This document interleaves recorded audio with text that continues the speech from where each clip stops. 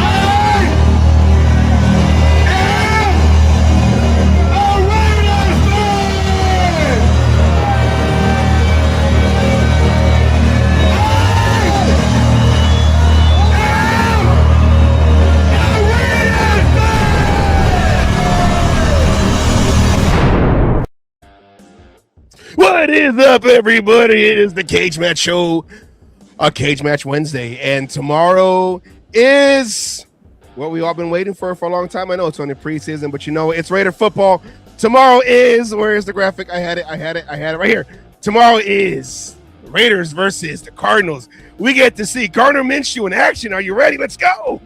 Oh, 100. So that's why I'm watching it. I want to see Minshew. I want to see Booger Minshew. Going again. Aiden O'Connell in the revenge game. The revenge game everyone was looking for. Uncle Rico versus Farva in. All right, everybody. I'm the Oakland Raider Savage here with Raider Jeff. He is still keeping Asylum's padded room warm because Asylum has escaped. It's nice. Yeah, he got his customized because they're scared of him. So before we get into it about Asylum, let's see where Asylum is at today. All right, let's turn this music off right here. Asylum, talk to him. I'm like, hey, what you doing now? He sends me a new picture. Asylum is making sure that the cage match is safe by making sure he takes care of business. So Asylum is making sure that Mr. Cadell doesn't interfere with our shows, as we will be bringing highlights and other probably copyrighted content. You know, we like to play on the edge. I didn't know the Undertaker wore glasses. Well, you know, he's older now, and he has to see who he's going to. So he's following Goodell around. In other Yes. words, okay. This was before Black Ops mission. He's on Delta Force. Don't say this. This is before. Why is my mouse? See. Once again, StreamYard has failed me. Okay. Anyways, I might have to reset this, but the show won't end. The show will end. Whatever. When I have to start playing different things. Whatever. Jeff, how you doing? I'm doing good. I'm can't wait for tomorrow night. Between that and the countdown to my flight to Vegas, I don't know. I'm just excited. Football's finally here. Raider Nation is going to be back on the map again this season, I feel. I'm starting to get bit by that bug. I'm in that feel-good mood, I think. So we'll see what happens tomorrow night, but I am absolutely 100% all in to just sit back and enjoy the ride this season. Let's see what happens. This is awesome. I can't wait. Are you saying that you're feeling the 17-0 bug now? 17-0? Oh, hold on. I'm drinking a small little. I'm drinking a small shot. Look at that. Paying homage to the guys. Hey. A small glass of hopium. There it is. That's it. Hopium. I haven't heard that one, but I like that. Hopium. Yeah. Some opioids. I got my belt with me, so I'm ready. Yeah, it's my belt. There it's it my is. belt. No, it's not. My belt. I want it fair and square. It's my belt. Knock it off. Anyways, anytime whenever you have me on the show, it's just like that extra little dagger in the back. I love it, right in the heart. Anyways, that's my belt. I'm gonna win it this year. Valuable. Remember that. Last night, the Raiders had their practice out in Allegiant Stadium. Your $5 ticket, to go see. Well, they weren't in pads this time. They were just out there having a practice for everyone to see at the stadium. They all went to go see the quarterbacks in action. Kirk Cousins, mainly Fernando Mendoza. There's no love for my favorite quarterback, this guy right here, Team Ramrod. Say it. But everyone went out there to go see. Everyone had to go see who we drafted and what he actually looks like in person. Jeff, what did you hear about last night's practice? I didn't go because I was here at home in the Bay Area. But what did you hear on last night's practice and how it went? I mean, it went pretty much what everybody was expecting. They just went out there. They ran a few plays here and there. It wasn't anything like super spectacular, I guess, from what I understand. It was because there were some people that were watching it while we were on last night, and they were like, well, that was a waste of time. So I mean, they're not going to go out there and try and kill each other and run around like fools. I mean, they got a game in 48 hours from when they were out there doing this. So I mean, it's a complete rest day today, basically. If anything, they would have done a walkthrough. So they're not going to go out there and run around like crazy. It was a show for the fans. That's pretty much what it is. It gets people inside Allegiant Stadium. It gets that atmosphere going. It gets the heart and the blood pumping. It's like we're 48 hours away from the game at the time they were doing that yesterday. Now we're 24, basically, and the game's already starting 24 hours from now. So, I mean, it gets everybody excited. It's a great thing for them to do. It's like giving back to the fans, basically. So it was a little teaser. And I mean, I wish I would have went just to see the team out there, and the tickets are $5. They said all the proceeds are going to the Raider Foundation. So last year I think it was free. People were trying to sell them, and the Raiders had to put out a statement saying, "Don't sell those, or you're going to lose your privileges." Yeah. And then also last year, speaking of losing, we lost Lonnie Johnson to a broken leg for the majority of the season. I think he came back at the end when it didn't really matter. But yeah, very, very end of the season. I was nervous when they had this practice. I'm all like, okay, let's hope that nobody gets injured and something that doesn't mean anything, especially going against your own, and then somebody gets hurt. So it sounded like everyone had to enjoyed the practice, and everyone came out safe. It came out healthy and ready to go and strap it on for reals tomorrow night. So that's always a positive. And Kirk Cousins, they said, looked crisp. As he should. I mean, I mean, there's still talk that it is like a legit QB competition. I'm like, okay, whatever. I think it is what it is. But again, it was just a walkthrough last night. Nobody, like I said, we escaped training camp without any major injuries or career-ending injuries like some teams. You know, like Carolina got slammed this year. The NFC South took a whopping with injuries. You know, some other teams lost guys for the year and everything. As of right now, we're good. You know, pending nobody stubs their toe between now and the start of the game tomorrow night. We're going into this preseason 100% healthy, basically. You know, there's some, you know, minor little bangs and things here, but it's to be expected, you know. Hold on, right here. I gotta remember that I'm in charge of the comments too. Jeff says, Jason says, can't call Jeff Asylum. That's why they're taking, so we will abbreviate it. What are you gonna call me, ass? No, and I got to bring it back again. I'm gonna try to bring it back again to CMN News, but when I had to write it out and put the voice into it for the because I use the Vincent Price AI. I'll tell you my secret. I use the Vincent Price AI to give the voice of Asylum Burgundy. For him to say asylum, I couldn't spell it out as is ASYLUM because it'll say asylum. So I had to put ASSYLUM so it say asylum. So with one S is asylum or asylum, two S is asylum. So I guess technically asylum is an asylum, and you have to tell AI for it to read it that way so it can say it correctly. So I don't know. This could be the correct spelling of it. It could be. Asylum says no, it's only one S, but I don't know. That's not what AI thinks. And, you know, later on, eventually AI will take over. So you got to say whatever AI says. Hey, AI.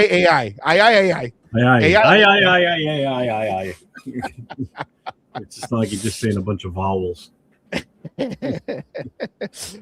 Okay, yes. So, yes, and then Mendoza, you know, he looked good, and I think there was like a tip ball that Cody Lindenberg went and intercepted. I guess what they said he took it back to the house, but once again, no pads. They always let the play keep going, even though he probably would have been tackled anyway. So, once again. Yeah, and like you said, they talk about a quarterback competition. What's your Savage? Never heard from you. What's the Miami game update? Oh, I don't know if I'm going yet. That is still the home opener. Yeah, that is still in the air. I'm not sure yet. If I'm going to go or not. I want to go, you know, but I'm not sure yet. Thank you, Nav, man. I appreciate you, brother. Big time. So, but yeah, so the competition between Kirk Cousins and Fernando Mendoza, I know a lot of fans are saying, why did we draft him first overall? Just let him go out there and start. He's looking good. He's doing, you know, he's improving each practice after mistake. He goes out there and he has a great series. And I always hear that he ends practice well. That when he starts to practice, you know, he goes through new mistakes, so he doesn't repeat the same mistake. He goes through new mistakes and then he corrects it, that's what training camp is for. But is there really a competition? Like, I don't think there is. Even so, I would still. They're gonna throw out Kirk Cousins. That's why they got him. You know, to hold the place for Mendoza. But what is your take on that? I mean, the funny thing is, the one that's getting paid the most money this season isn't even Kirk Cousins. By us. We're paying more for Mendoza. So usually that argument of, we're going to play, you know, the veteran that's making all the money. Well, that's not the case this year. We're on the hook for very small amounts. Really, the bulk of what we own is not going to come due until March 3rd, or the third day of the season next year. You know, Look, they kept coming out and saying they were going to sit him this year no matter what. He's not going to start. Again, I have no problem if that's what their plan is, to make sure that this kid's ready. Because, again, what he does this year, if he starts, 2027 is the ultimate goal, not 2026. You want to get him out there some games, see what he's got against pro competition. Okay, I get that. But let's live and die by Kirk Cousins for a while first. The only way I would see him starting it is if he just totally blew it up in the preseason. He's got 3 games, and they already said he's going to get a majority of the snaps. So if he outperforms Kirk Cousins in every way possible during preseason, then I think he deserves a shot. Just like Derek Carr did his rookie year. Nobody expected him to start, 2nd-round quarterback draft pick. And he came in and lit it up. And they never turned back after that. He won that starting job, and that was it until they cut him loose with McDumdum here. So, if the kid deserves it, then give it to him. If you're still questionable or you're still a little leery, then keep sitting him until you're 100% positive this kid can do it. I mean, my biggest thing is making sure the old line's good. To be honest with you. Yeah. Yes. That's For sure. The biggest concern is make sure that they can keep our quarterbacks upright. Because the last thing you want to do is set him loose with an offensive line that just can't stop anybody, and this kid's getting his ass beat back there. That's not fair to him. Yeah, and I heard the comparison that you don't want to start Mendoza because what if the offensive line is like when Gary Kubiak took over the Texans and they drafted first overall David Carr, and I think they set the sack record that one year. I know they were an expansion team too, but we've been playing like an expansion team for the last 20-something years too. So I would say allow this offensive line to mesh together first. Let's set ourselves on one combination, offensive line combination, and let's not do the back and forth and the switching around like we did last year. And let Kirk Cousins take all the hits in the beginning as the offensive line gets to learn each other, gets to know each other under this new offense scheme, under this new, Coach Dennison, under this new offensive, with Kubiak's offense, before you throw in. But hey, what if? Because you mentioned about Derek Carr. He was supposed to sit behind Matt Schaub, which that was a waste of money too. Matt Schaub coming in from the Texans. Speaking of the Texans connection, last time we all saw Matt Schaub before he became a Raider was when we beat him after the night or the day after Al Davis passed away. Matt Schaub threw that interception with 10 guys on the field. Yeah, right. Al Davis was the 11th guy. But what if? Because Derek Carr came in and he lit it up against the Seahawks. I think he threw like 3 or 4 touchdowns. And of course, at that time, I think we were still doing 4 preseason games. So those were against a lot of the bubble players. Yeah. If Mendoza lights it up in the bubble game, basically, game 3 of the preseason against the 49ers, does that warrant a discussion, or are we just going to be like, no, okay, thank you. You look good. Sit in the sideline. Advance your studies even more, and then when you're ready to graduate, we'll put you out there on the podium, and then you could be the starting quarterback.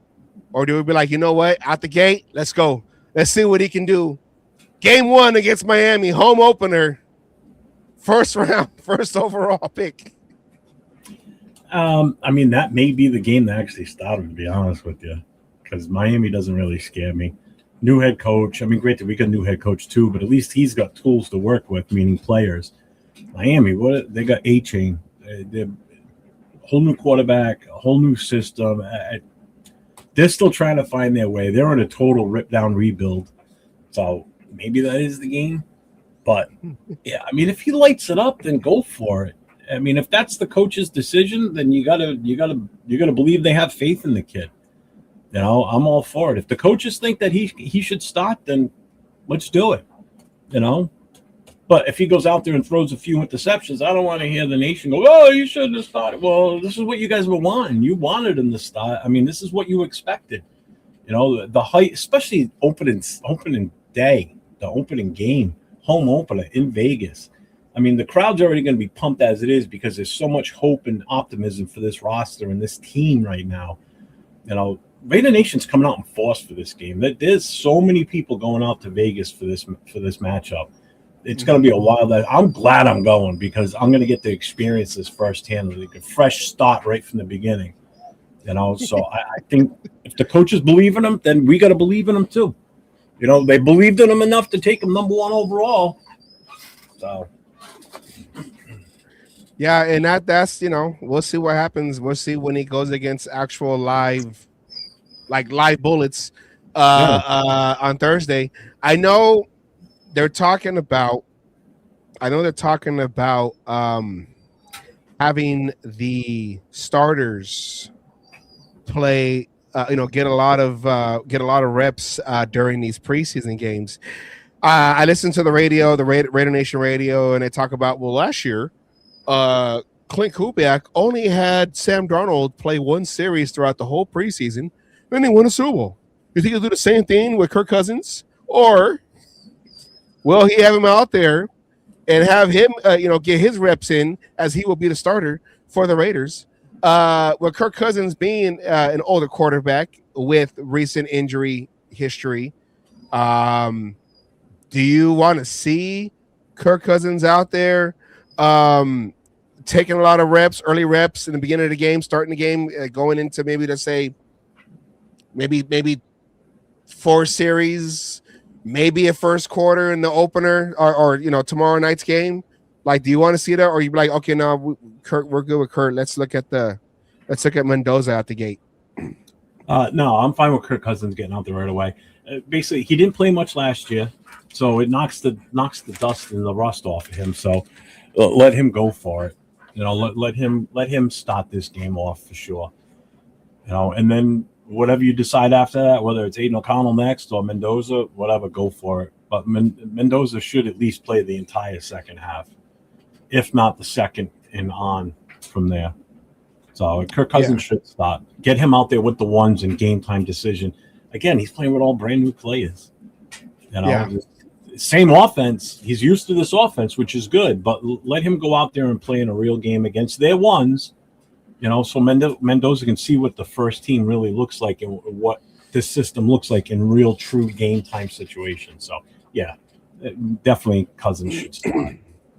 After that, the rest of the preseason, it's coach's decision. Whatever they want to do, I'm sure we're all going to be fine with it. My StreamYard is acting. Let me. The show is still on. Will still be on. Give me a second. I got to reset so I can move my overlays. It's stupid. I hate StreamYard. Hold on, real quick. Yeah. I salute to everybody that's in the chat. If you're in my chat, in my channel, make sure you get over to, it's pinned at the top of my chat message. It's in the description. Make sure you guys get over to the Cage Match channel. If you haven't already, make sure you subscribe to their channel. Hit the thumbs up for this show tonight. Hit the notifications for whenever they go live or whenever they pump out a short. So I'm only going to be filling in until Asylum gets back. So I probably will be here for a couple of months or so, minus my time that I'm going to be gone. But so make sure you guys get over there, show them the love. They're so close to 500. We've got to get them to that 500 mark this season. So by the bye week, I want to see these guys get to 500. That's what this is about. This is about helping grow this channel too. So that's why I'm broadcasting on my channel, so I can get you guys to jump over. If you haven't already, subscribe. If you haven't watched this show before, go back and watch some of their old shows too, because the chemistry between him and Asylum is awesome. They're extremely funny. They have Peggy on a lot. I've been on a couple of different times. I've co-hosted with Savage and Asylum before. So it's a lot of fun. It's a great show. So make sure you guys show them the love, please. I ask, beg of you. Okay? So even if you guys are on my channel, go watch it on his. I don't care if you watch on my channel. Jump over to his channel. Let's populate theirs and get them going. So, and I'm good. And now later, I do have information on the Cleveland Browns game. The president from Steel Valley sent me an email last night, so I'll let you know.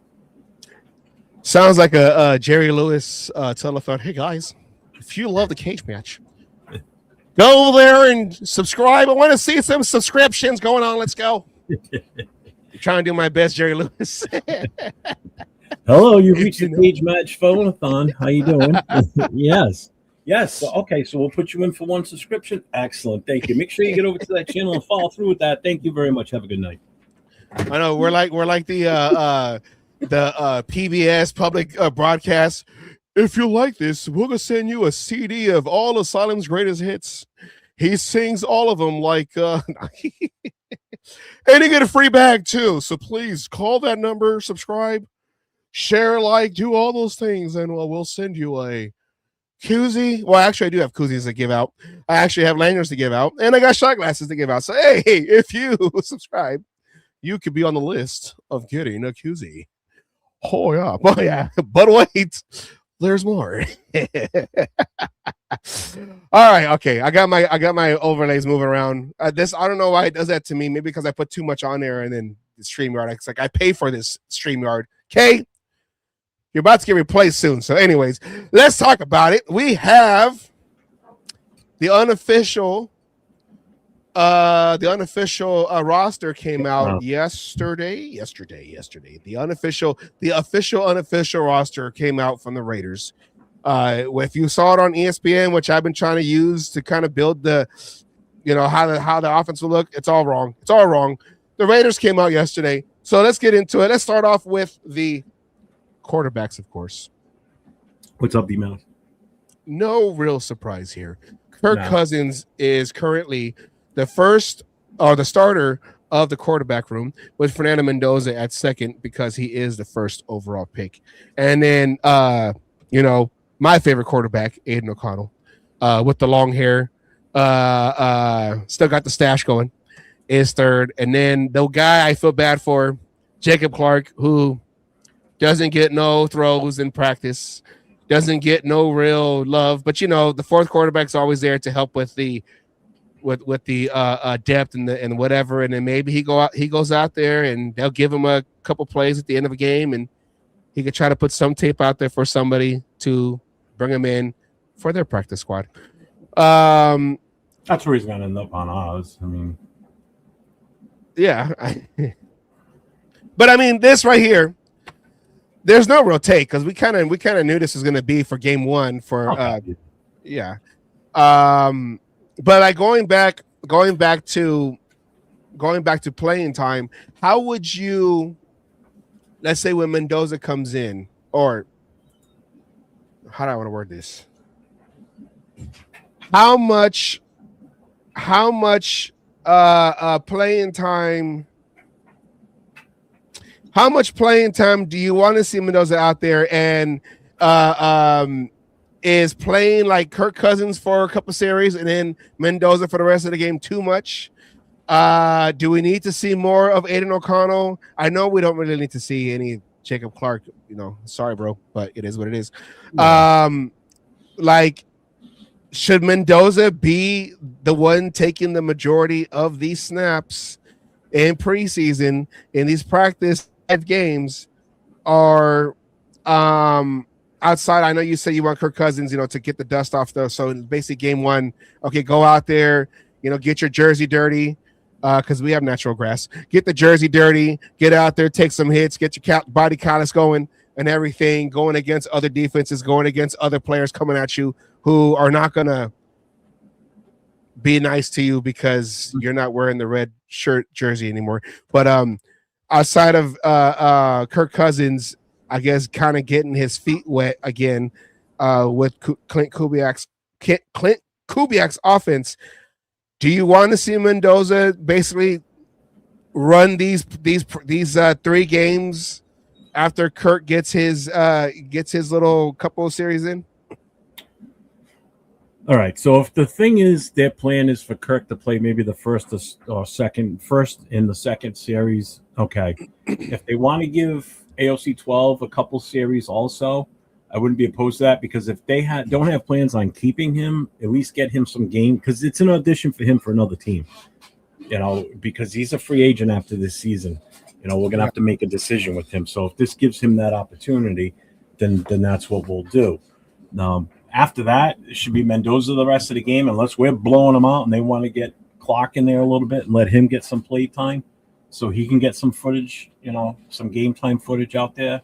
Might not be a bad idea if they let him play maybe the last series or 2 at the end of the game. this first game is going to be just like a feel out phase, I think. It's going to be game 2 and 3 in preseason where I think you're going to see Mendoza just stop pretty much the rest of the way. So, yeah, trading Mendoza is still an option, I think. For 3 first-round picks. I mean, I'll take a dry bologna sandwich. I mean, that's what we got when we drafted him. I'm stealing that from Chris from Protect the Shield. Sorry, Chris.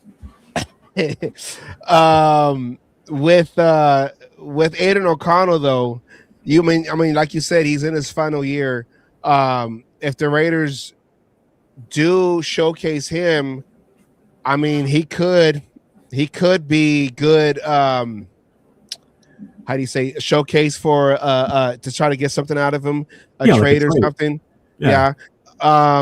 So especially how much how much do you want to see want the Raiders to showcase Aiden O'Connell out there to maybe try to like get some capital or maybe player trade or something, whatever, because backup quarterback is very valuable too. Oh my God, yeah. I would say whatever they do with Kirk Cousins, let him do the same with the ones. I mean, why put him out there with the 2s and 3s if put him out there with the ones so they can see what he can do in a full blown number 1 offense for the hell of it, Because if there is aspirations to trade him, we got to get something on film with this current system with these new coaches. Because last year you can't go by last year anymore. No, you can't go. I mean, you can go by that footage, but it ain't going to help him, and it ain't going to help the Raiders with if they're looking to trade him before the deadline. So get some good film of him so you can, hopefully a team's like, hey, we need a good backup. They've already got Mendoza in the fold. So if Kirk goes down, Mendoza's going in, then we're going to be hurting for a backup if we've already traded O'Connell. That's the downside. That's why I don't want to get rid of him, because if the goal is Mendoza to take over the starting job next year, that means we have to find another backup. And that's why I would be fine with keeping Aiden as our backup going into 2027. I would not be opposed to him backing up Mendoza. Not at all. And we would get him for fairly somewhat cheap.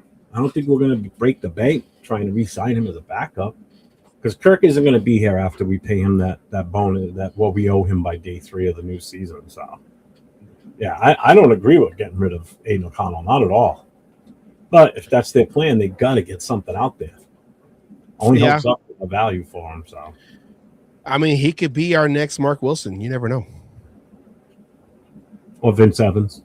That guy was here forever, and every time he came out there, man, you could count on him to do something crazy. that guy was that. You know what? There's a lot of fans that, especially the younger kids, that don't really appreciate the value Vince Evans brought to this team for years. Okay, so number 11. I just never forget the guy. I'm sorry, he's like an unsung hero. How many people talk about him? It's great. I love it. I mean, he came with the team from LA to Oakland. He was still out there in the dirt field. Backing up Hostetler. Oh, Vince Evans. So, I mean, backups we've had, probably one of the best we ever had, to be honest with you. Better than McLovin? Yeah. Yeah, Tuiasosopo. He had a chance. He had a chance after it was the year after the Super Bowl, and Rich Gannon got hurt, I think, against the Chiefs at home. Tuiasosopo came in on a handoff. He like fell to the ground, hurt his knee, was out for the rest of the season, and that was the last time we saw Tuiasosopo. He was a draftee of John Gruden, I think, in his the year before he got traded to Tampa Bay. Could have been something. It could did something, but it is what it is. I mean, if the Raiders, I like how you said, I want O'Connell on the team still.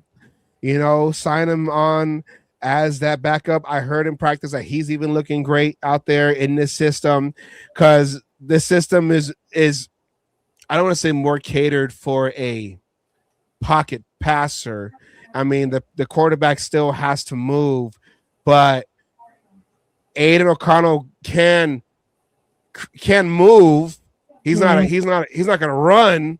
He's not going to go like Mahomes in the beginning of his career, or like a Lamar Jackson, but he'll move within the pocket if the pocket's for him, of course. Like you said, this offensive line the last couple of years has been bad, but Aiden O'Connell can move. I seen him move on that in that Jaguar game. He moved. All right, I love the guy. I've always been in his corner, but to even put the same words in the sentence with him that he can move, he moves about as good as one of those people movies you see in the airport.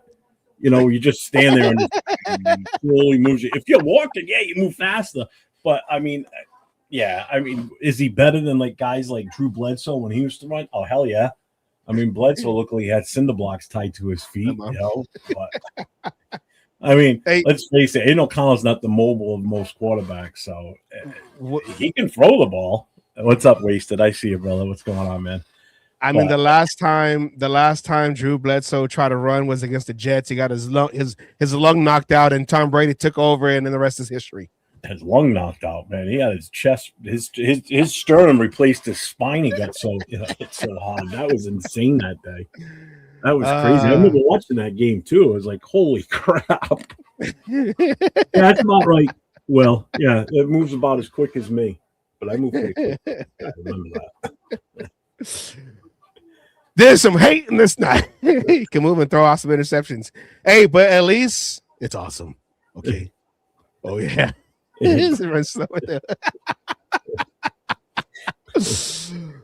my God. I mean, Jesus.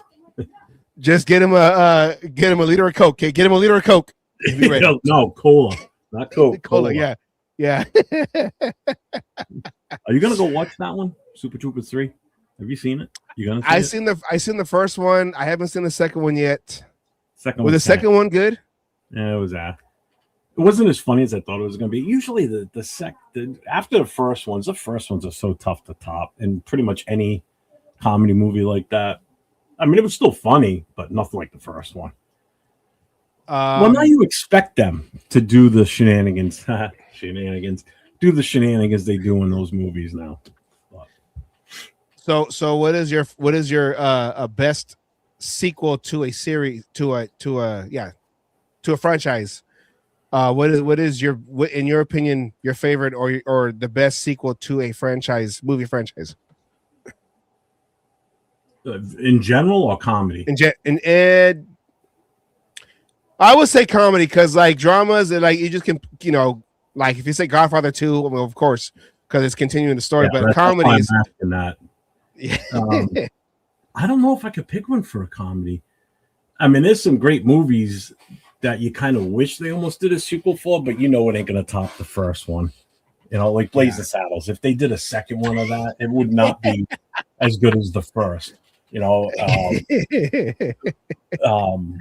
Python and the Search for the Holy Grail. If they did a second one of the same, the extended from that, it wouldn't be as funny as the first. Now, the other movies they do, like Life of Brian and shit, like those are hilarious.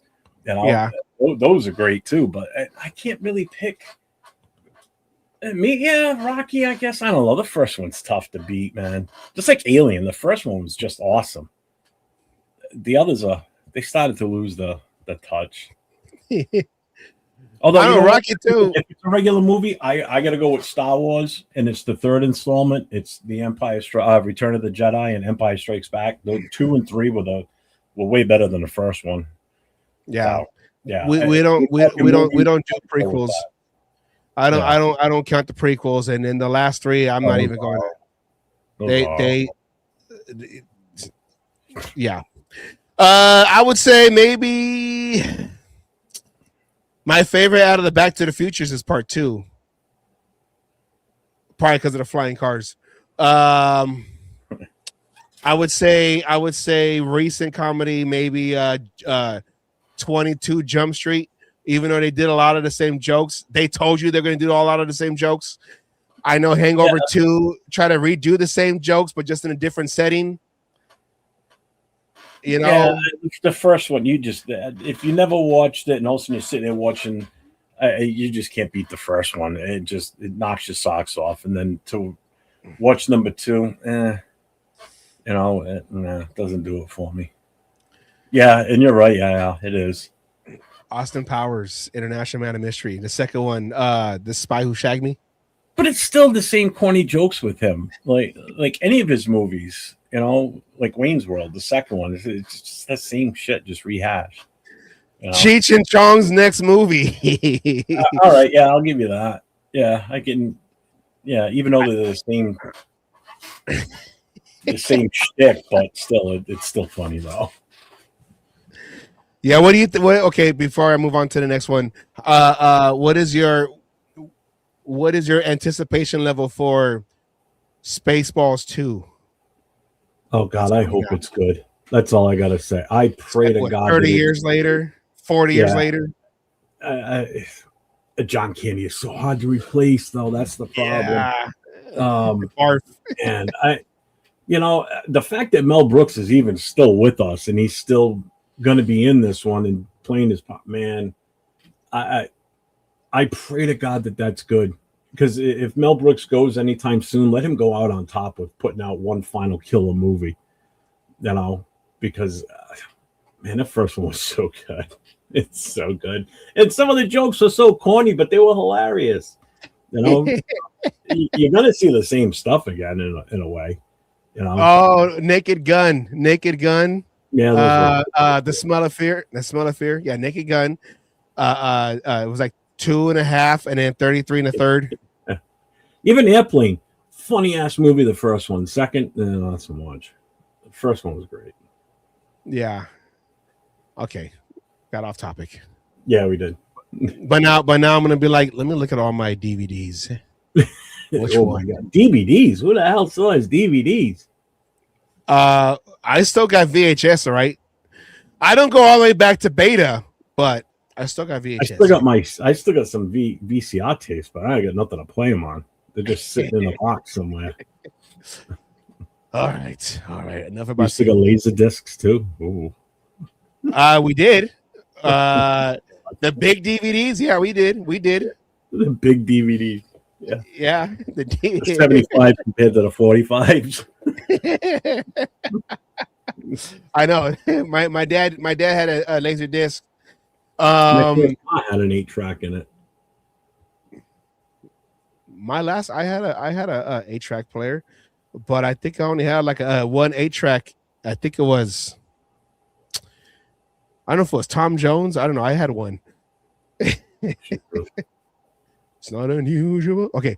Anyways, let's go to the next one. All right. We talked about the quarterbacks. Let's look at the guy behind him, the running backs. All right.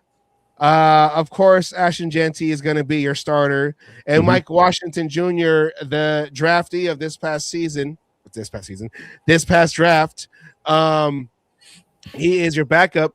Dylan Labe is still in the running.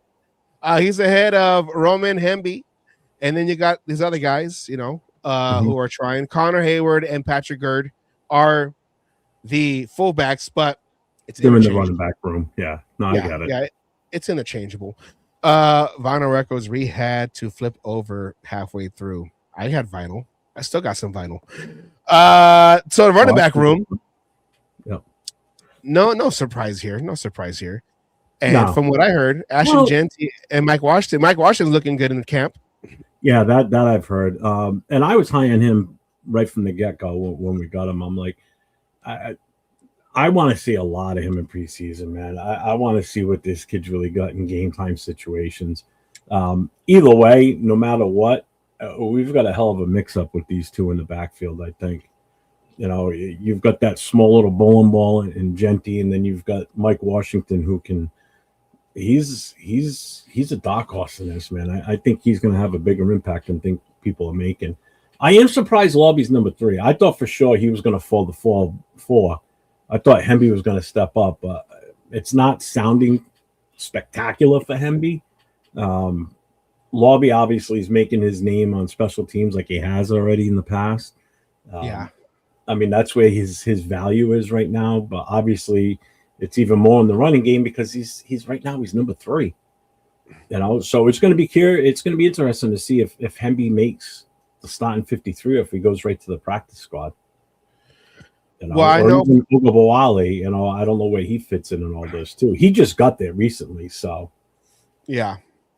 Well, I heard that of course, Labe, his big contribution or his value is in special teams. Mhm. But from what I heard, that they've been using him a lot in like third down situations.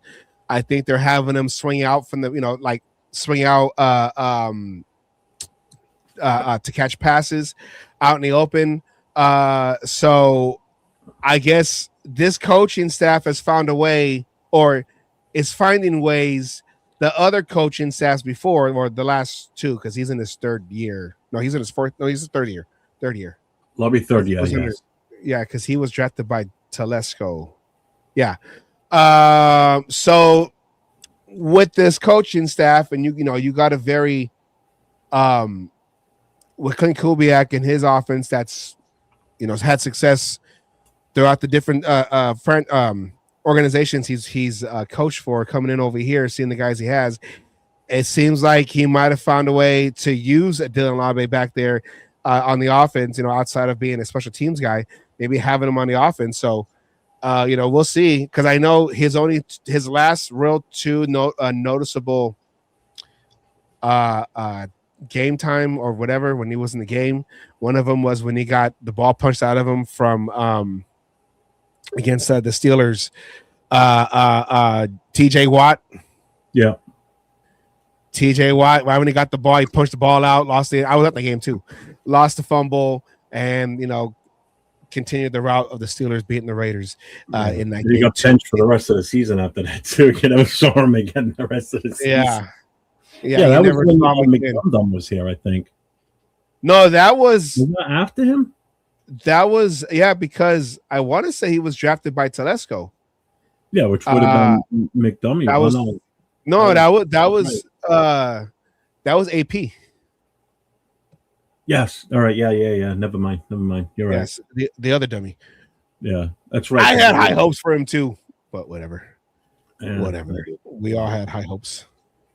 Were we all high? I don't know, but we all had high hopes. Probably. We know the coach probably were, because they didn't know their ass from their elbow. So anyway. But I feel like when it comes to Genty himself, I know him being our sixth overall pick last year, our first pick last year. Uh-huh. People were expecting more, but behind this offense line that we had last year, with the leadership and the coaching staff that we had last year, he was getting hit 2 yards behind the line of scrimmage. Now, for him, having the stats that he had last year with no offensive line, I feel like his sophomore season is going to be even more, because if this offensive line could just be competent compared to last year's, I think we might. Well, one, this offense relies on the running backs and running game, but I think we can have an attack. Let me ask you, Ashton Genty, Mike Washington, who's your Charlie Garner and who's your Tyron Wheatley? Because that's the only glory years I know that I was alive for, those 3 years. I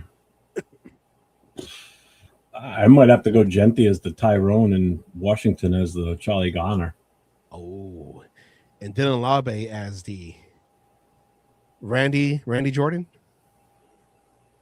Who was back there? I don't remember the third guy. To be honest. Randy Jordan and Zach Crockett. Oh yeah, with the hands. With the hands, we all know. We all did that. We all did this. I mean, I'm excited. I'm trying not to spike the Kool-Aid, drink the Kool-Aid. It's mainly if you mix Hennessy and purple Kool-Aid, I call it the I call it the Jamarcus. No, I'm joking. I don't know. I think this running game will take the will Ashton Genty with a better offensive line will.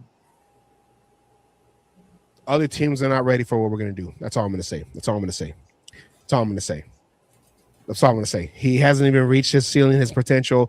And with this offense line, I feel like he's going to have 150-yard games this year. Okay. And one of them's going to go against that Broncos defense. I said it right here. I said it right here. That's how I feel. Purple Nurple.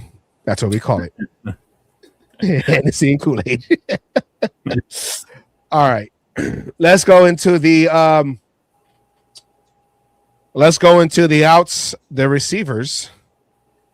Now you have Jalen Naylor. Mm-hmm. He is your number one according to the depth chart. Trey Tucker is your number two. And they had Jack Besh as your slot, your third receiver. Malik Benson has been getting a lot of news out of training camp. Yes, Jack Besh, the second-round draft pick of last year, is unofficially the third receiver behind the two main starters. For now.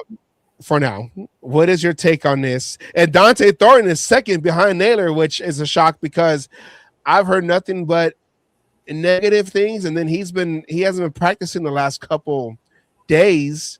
Thornton hasn't. So when you see the receiver room and how they have them lined up, what is your take on this right here? Trey Tucker and Naylor being there, not surprised.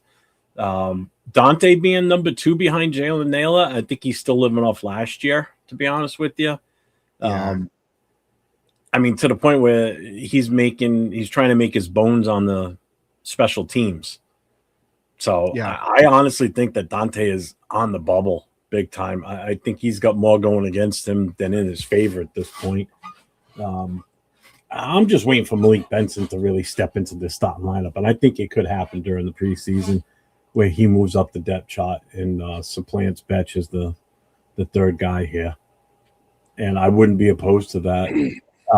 I like Shedrick Jackson. I wouldn't be surprised if he moves up pretty quick too. I mean, he had a decent year last year. He had some good catches in some games. He's got some speed. I like the kid. The rest of them, I think it's kind of I don't know. This receiver room is weak. It really is. Outside of Jalen Naylor and Tucker, with Benson making waves in preseason so far, or in training camp, sorry.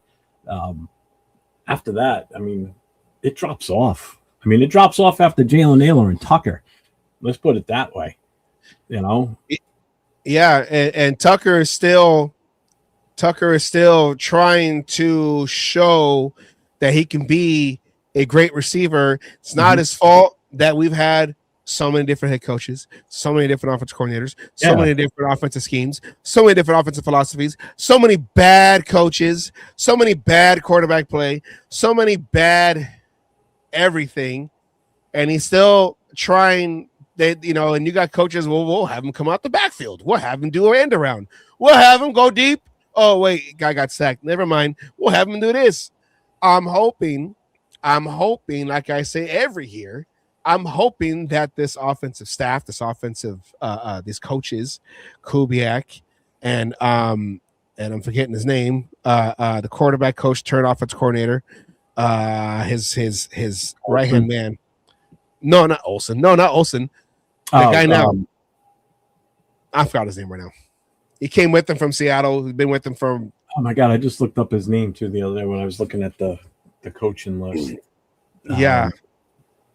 But if they can find a way to have Trey Tucker break out this season and be, because I think unless we're all looking for the next Cliff Branch like Al Davis had done since Cliff Branch retired many years ago, was trying to find that next Cliff Branch, that small little receiver that can Janoko. There you go. Yeah, thank you. OC, yeah. There you go. If he can be like that, Cliff Branch, that small guy, but you still got to account for him because he's going to go run past your safeties. He's going to blow the top off of your defense.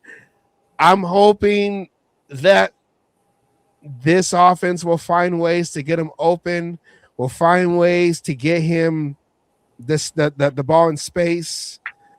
We all know he's a fast guy, but it's just getting the opportunity. A receiver can't, well, for the most part, they can't really control when the ball gets to them with this offense line that we've had for the last couple of years, with this quarterback play that we have for the last couple of years. But I'm hoping that they can find a way to get Trey Tucker going. With Jalen Naylor, the defense will have to account for him. But yeah, the receivers is one of the main weak groups going into the season. We'll see what happens. I don't know if any of these young guys can emerge, but we haven't really had a Pittsburgh is acquiring a player who made 16 starts as a Raider last season. Who did Pittsburgh get from the Raiders? That just came up on my NFL. They don't tell you the story. They just want you to go read it. Now I gotta look. Okay. Well, yeah. just real quick while you're looking that up, it's funny how what you said about Tucker, calling out all the changes and everything. It sounds familiar. It sounds like Tucker's the Aiden O'Connell of the wide receiver room. It's almost the same thing that everybody says about Aiden O'Connell too. How he, multiple coaches, offensive coordinators, players, and it's just everything going on. Oh, Roberts? No, that's a linebacker. Hold on. Oh yeah, Landon Roberts, who played Pittsburgh from 2023 to 24, was with us last year. He went back to Pittsburgh? Yeah. Yeah. That ain't news. I ain't wasting my time looking for that garbage. Yeah. Whatever. Boo. Yeah, Whatever. Wide receiver. You said wide receiver, didn't you? No, it just said someone who made 16 starts last year is going to Steelers. So they had me cliffhanging, and then it was said in the chat, no, it was Landon Roberts. He went back home. Yeah, no one cares then. That's a waste of my time looking that up. Where's our purple nurple? I think the other one too is what's the kid's name that came over from Seattle too, or was it Minnesota? No, it was Seattle or Minnesota. He's behind Tucker. He's number 2 behind Tucker. Derek Young. He's another guy that came in. He's from a Kubiak system too, so he could have some sort of an impact in this too this year. Yeah. This wide receiver room is not the best. Now I'm all for letting the young guys out there and let's see what we got. Yeah. You look at the veteran wide receivers that are out there. I know everybody for the longest time said, we need a number one. We need a veteran number one. Well, what's out there that you can count on? A bunch of guys that have, you got guys that have off-field issues. You got guys that are coming off of injuries. You got guys that are injury prone to begin with. What are your options for wide receivers out there? They're not great. Why? I really don't see a need for us to bring in a so-called veteran. I really don't. I don't see it. At this point, give the young guys a chance. Let them go out there. Yeah. And if we get to the point where we're only like a few pieces away, like 2 or 3 pieces away from making noise and winning as receiver, then we can focus on that. From now to the offseason, figure out what we have now. Like you said, let the young guys play, figure out what we have now so we know who we can add to that, or if somebody emerges and becomes somebody that we don't, we can just groom them and whatever. So yeah, I rather let's just focus on now and see what we have. And then next year is where we really start pushing for other talent guys to add to the team to push us to that next level. So we're trying to build the foundation. They finally pressed the rebuilding button. They finally said the bad word rebuilding. So let us rebuild and see what we have and then go from there. Because the last couple years of offensive tape, burn it all. From Getsy to whatever last year was, burn it all. I mean, it doesn't matter anyway. He's in Washington now with the Redskins. So yeah. Tight end room, of course. Brock Bowers and Mike Mayer. They're going to run that 12 personnel. So of course those guys are 1 and 2. I don't know. I hear some light trade talk, trade rumors. Well, the Raiders might try to trade Mayer for stuff, whatever.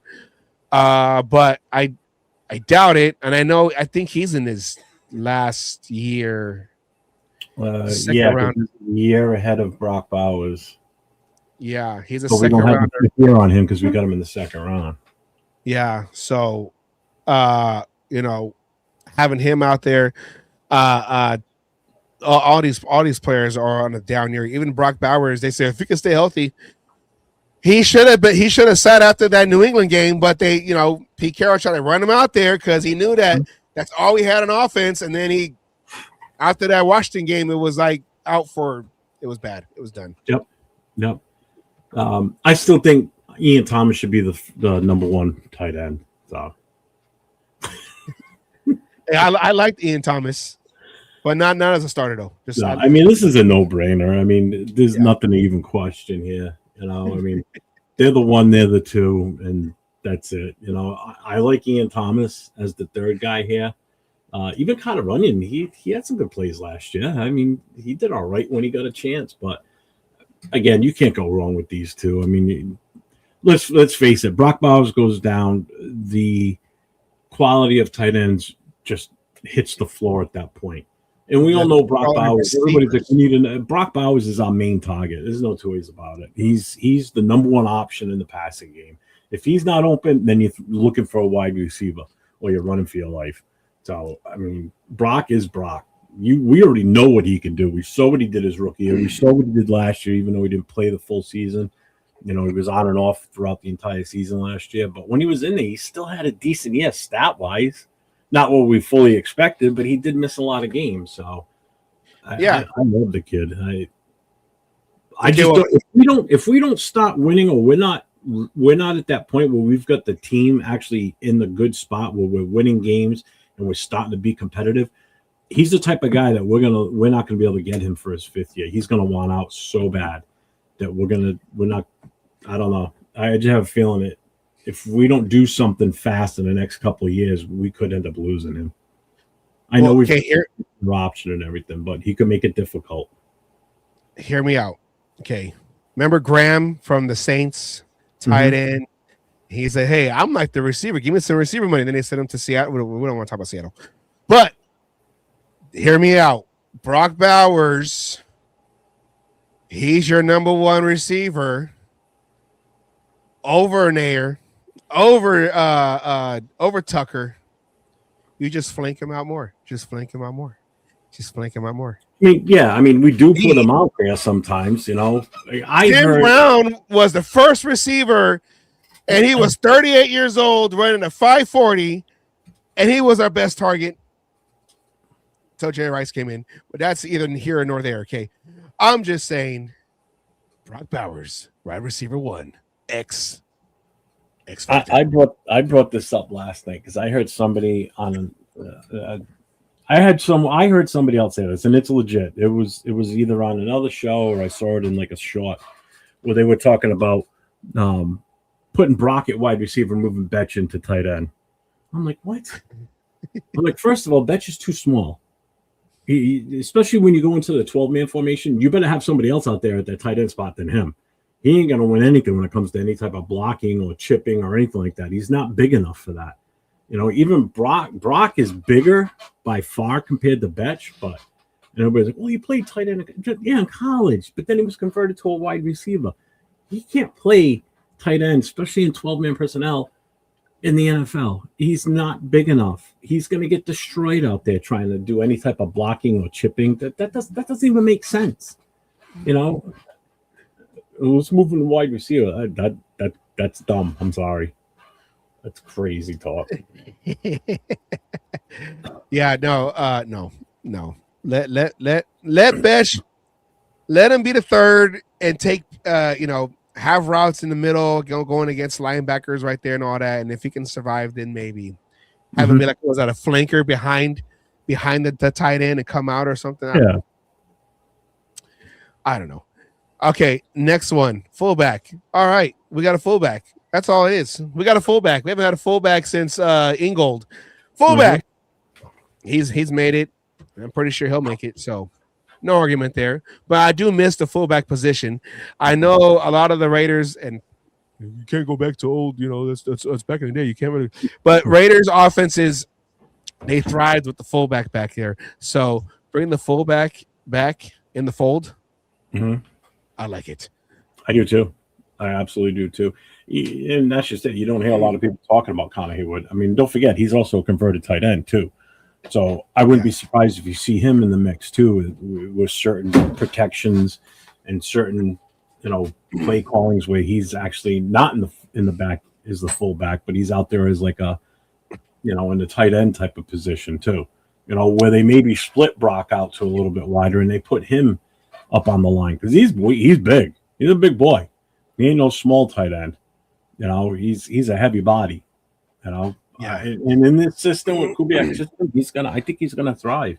He could be the unsung hero here, and you don't hear a lot of people talking about him. I mean, it's an unglorified position, fullback. It's not like it used to be, but it's starting to make a return a little bit in certain offensive systems in this league, which is nice. Yeah, that's that West Coast because the Niners with Shanahan, they got their fullback. I think that they're like one of like two other teams. I know Ingold was just with Miami. I don't know if he went somewhere else, but Miami, the Niners, really the only we're running with that West Coast with the fullback in the backfield because everyone was going through that spread offense that Andy Reid was using a lot. So everyone copycat league and all that. So having the fullback come back into the offense, I'm ready. I'm down for that, and I'm excited because maybe he could be Zach Crockett in this offense. Oh yeah, but and he's big. Nothing's, yeah, oh for sure, yeah. But none of that's going to work unless you have a great offensive line right there. And looking at this right here, you have your official starting five right here. Colton Miller on the left tackle. Spencer Burford coming from the Niners. He's your left guard. Ian Rappaport. It's officially official. Tyler Linderbaum, the big signing. See, I love when an offensive lineman is like, we got a big sign. Who'd you get? A receiver? No. You got a linebacker, defensive end? No. What'd you get? Quarterback? No. We got a center. A center. Yes. Because when the Raiders have an all-pro center in the middle, the offense goes. The offense goes. Jim Otto. Guys like I know my history. Don Mosbar. Didn't he have one eye, Don Mosbar? No, that was Don Mosbar came in after why am I forgetting his name? I know because Otto didn't win Super Bowls. He retired, I think, 2 years before 76, and then that was 50, number 50. Why am I forgetting his name? I know this. I know this history. I know the history. But he got the three rings. Then Mosbar came in. Then it was oh God! See, when you're live and you forget things, it's annoying. 63. He just passed away recently. Why am I forgetting his name right now? Super Bowl, the whole thing. Barrett Robbins, and then we didn't really have a center until we got God, I can't remember names. The black dude. We had Jim Otto, Dave Dalby. Dave Dalby, number 50. I was just letting you go here to see if you can figure it out. At least I know the numbers. At least I knew the numbers. Yeah, no, you got that. After Mosbar was, oh shit, we were. Was that couple guys? After Dalby was Mosbar. Yeah, Mosbar didn't last too long. And then it was Barrett Robbins after him. Yeah. And then Barrett Robbins, they tried to bring in Wisniewski's cousin, Wisniewski's nephew, and then they had the dude from Miami, the Hawaiian dude, and then it just was all over the place. And then we got I forget his name. The black dude. Sam Steele for a few years. Rodney Hudson was probably the last good. Rodney Hudson, car insurance. Come on. Yeah. That So line in 2016, man. what could have been? Damn Yeah. you, I mean, Dave Donald Darlington. Semele, Hudson, Gabe The Jackson, one Howard. sack I Good gave up. Lord. The one sack I gave up. Yeah. Yep.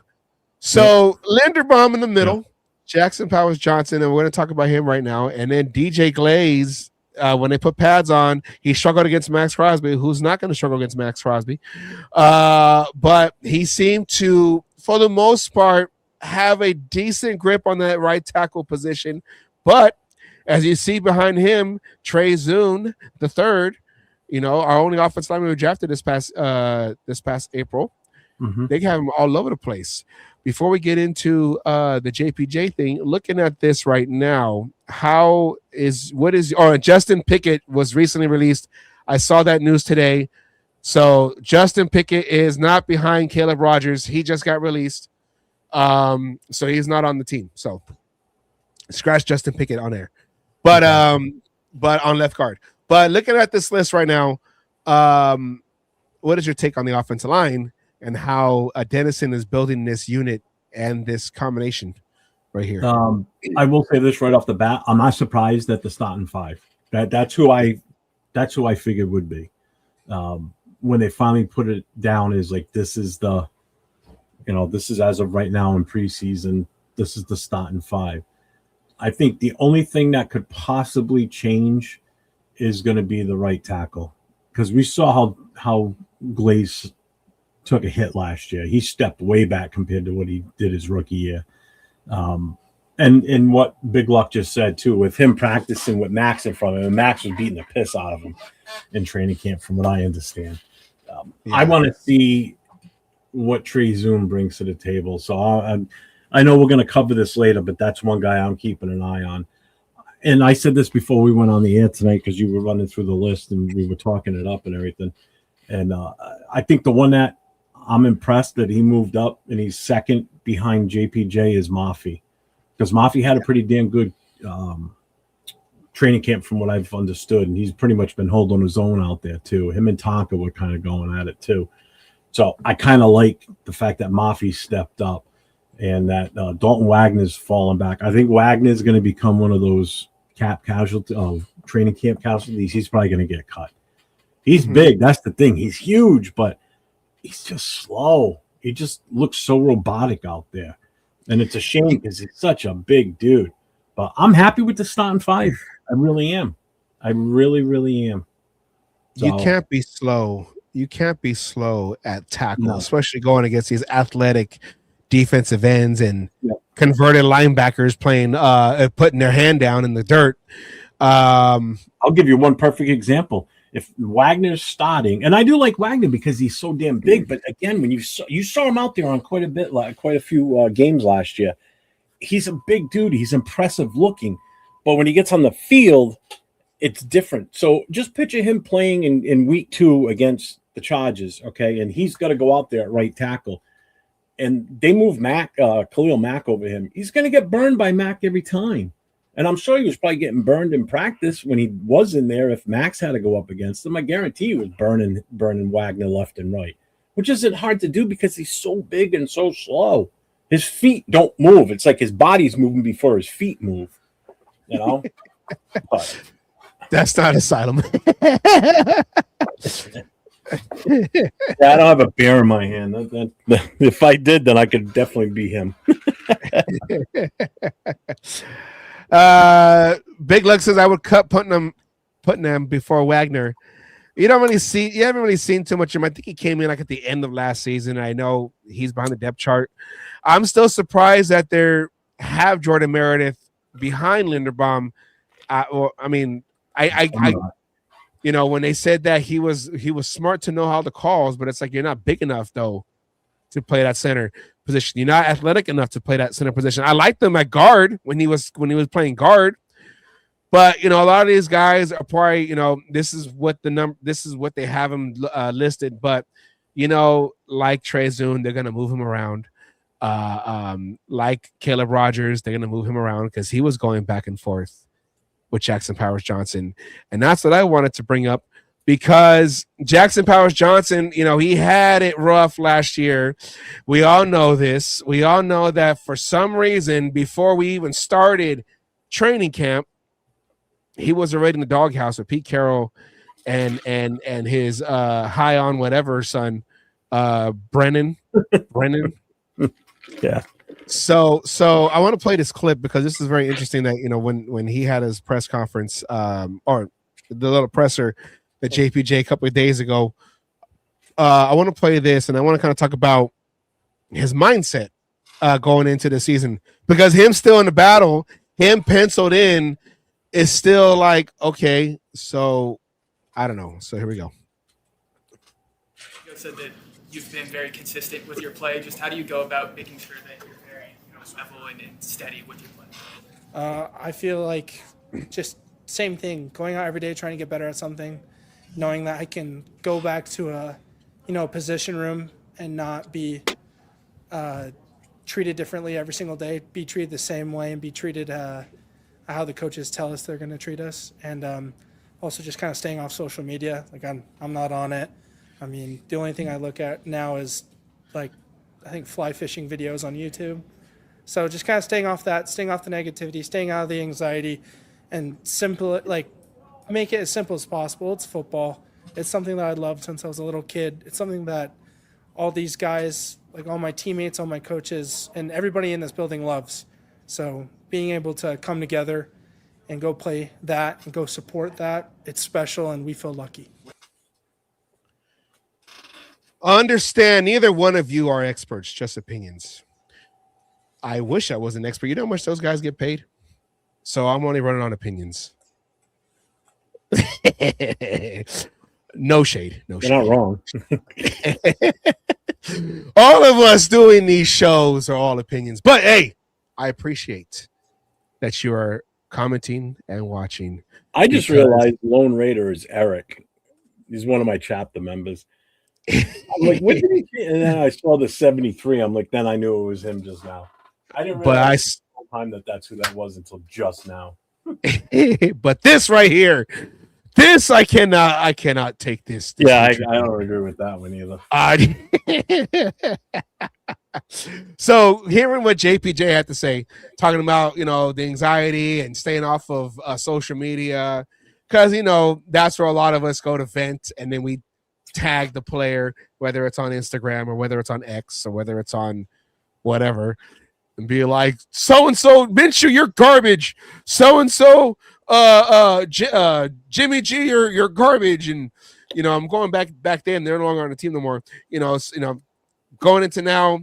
But then also one thing I also noticed is these reporters are trying to toe the line of asking, is this year's coaching staff and practices and methods and just the way you guys are being treated, is it way better than it was last year with Pete Carroll and his fake compete campaign, where you knew he had favoritism and nepotism and all the other tisms you can think of that Pete Carroll was bringing? And now as he was out there wrestling with the big guys on the field, old man, he's like the old man from Family Guy. Old man from Family Guy on the walker.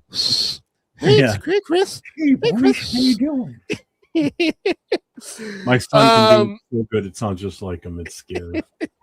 But no, you're right, because I say the same thing too when we talk about what you saw in training camp. I said, I'm just glad I'm not out there watching some 80-year-old guy. I know he's not 80, but 80-year-old guy out there wrestling with the defensive tackles and all the other crap that he was doing.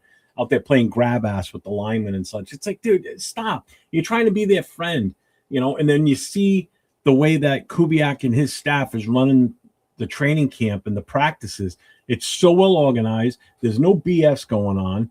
There's no, fun and games out there. It's all serious. It's all business.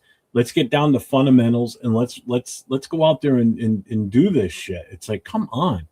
Last year it just kind of looked like a joke. Like last year, at this time, before the preseason game, they didn't have a starting 5 set for the front line. They were still jumbling shit around. And then it happened in the game. And then Pete Carroll comes out on the day after and makes that statement how it's going to be X amount of time before they get the line. Could be the entire season or could be late into the season. Well, It never got fixed. And after the preseason game, I called that. I said, this offensive line is going to be trash all season. It's going to be horrible if they keep doing this. They kept doing it, and what happened? Savage, what happened? Eventually, Kappa became the center. Yeah. Meredith was knocked out. JPJ was knocked out. Who else did we try Exactly to... what Big Luck just said. We didn't have a set. In week 17, we still didn't even have a starting five, and we didn't. Yeah, So, it was all over the place. It's nice to see JPJ talk like he just talked in that press conference, because he realizes what happened last year, which is I'm thinking the current coaches now did exactly what I was hoping they were going to do, was sit down, talk with him, get his head. It depends on who it is. I mean, if she's good looking, okay. If she's some 400-pound defensive lineman, that's just weird. I was hoping they were going to sit down with him and get his head straight, and just let him recognize or realize that everything that happened last year was not all entirely his fault. The coaches screwed around with him. There was just so much going on. It's a miracle the kid didn't have a mental breakdown in the middle of the season. He might have, and that's what you saw, that he just felt he couldn't do the job right. So his confidence was shot. It looks like he's got his confidence back, which is what I was hoping for. And I think I'm pray to God, because I love the kid. I absolutely love the kid. So I hope it turns around this year for him. So saying that, I just kind of so you think that this competition is more so to build his confidence than, everything's a competition. Like, if someone else is playing better than him, then you start that guy. But he seems to be the only one really that they've been taking in and out, having, they've been alternating that right guard position with him and, like I said, Caleb Rogers, or him, and you got Mafi back there. You think this is a way to kind of build his confidence, seeing what the other guy is doing? Okay, let me come in, let me run the same play, let me whatever. Or is he someone that we all hope can succeed, but maybe outside of the aggressive way he plays? Because I like him too, and I want him to succeed. I want him to be a starting guy up there. I want him to be out there like that next Incognito.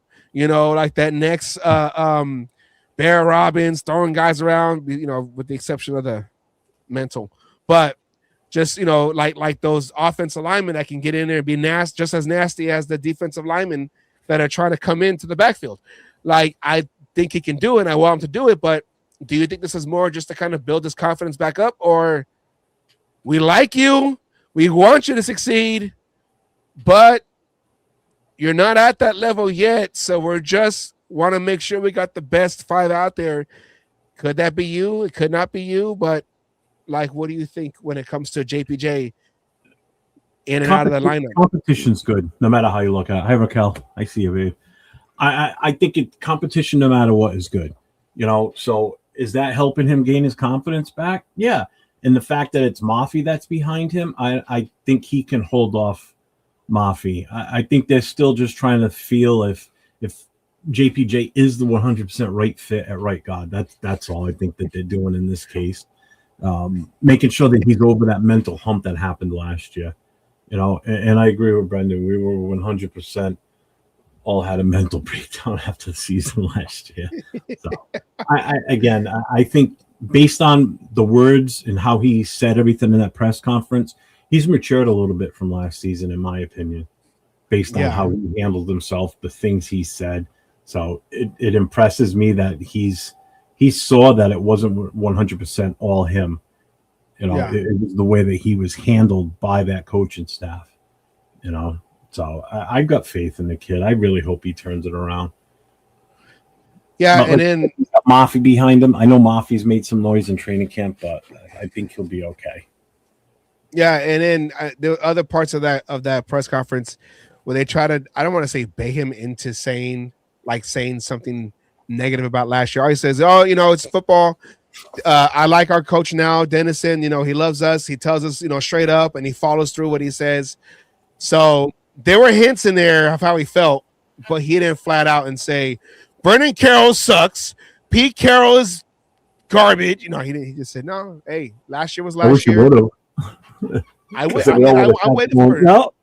someone to say something. Some players said, yeah, was this better last year? Next question. Okay. All right, let's go into the defensive side. Defensive side right here. I would say the surprise, I guess you can say, for me, more so, because I thought Adam Butler was penciled in to be the nose tackle because he's a big dude. Mm-hmm. Tonka Hemingway, Tonka Truck. He seems to be the nose tackle in the middle of this 3-4 variant, 3-4 hybrid, 3-4 defense. Looking at the way the defensive line is shaping out, of course, Max Crosby, defensive end, hand in the dirt. And I know they're going to try to find ways to move him around, like you said, like what they do at Mac, have him move around. I know they did a lot of that last year, and with Leonard, Rob Leonard, taking over as your defensive coordinator, knowing this defensive line because he was their coach before he was elevated for the last 3 years when he came in with Patrick Graham. 4 years with Patrick Graham. 4 years. 4 years. No, yeah, 4 years. 3, 4, 2. Yeah. 2, 3. No, 5. Final answer. Yeah. Overbid. Anyways, looking at this right here, what is your take on the defensive line and how they have them lined up on this first unofficial? I absolutely love the fact that Tonka found his way into the starting lineup here. I think that's huge. I think that speaks to the fact that when we got him in the draft last year in 2025, that he's stepping in now, and even the two behind him could easily move up. You got Jonah and you got JJ. I have no qualms with any of this. With this front line, 30. You know, Max is Max, obviously. You know, Kuntz is, he's on a 1-year prove-it deal, so let's see what he can do when he comes in for Max. You know, I think we're finally in a place where Max is not going to have to go out there and play 99 to 100% of the snaps like he has in the past. You know, we can rotate him and give him a break so we keep him as fresh as possible. I think with the defense we're putting together, I don't think they're going to be out on the field as much as they were last year. I think they're going to have that much. I think this defense is primed to have a great year, better than the offense for sure. This defense could be absolutely nasty. And the fact that Robbie Leonard's been there with all of these guys for the last few years, you know, new to this roster obviously is Javari Hari, Benito Jones, Cleveland, and Booker came in halfway through the year last year. So he's been with these guys since they got him, like Hemingway, Lalau, Butler. He's been there, you know, since Butler's been there. You know, Malcolm Pooch has been there for a while. So he's been with all these guys. So he knows their tendencies, and he's putting them in the best spot that's going to give success for them. I love this. I absolutely love this front defensive line.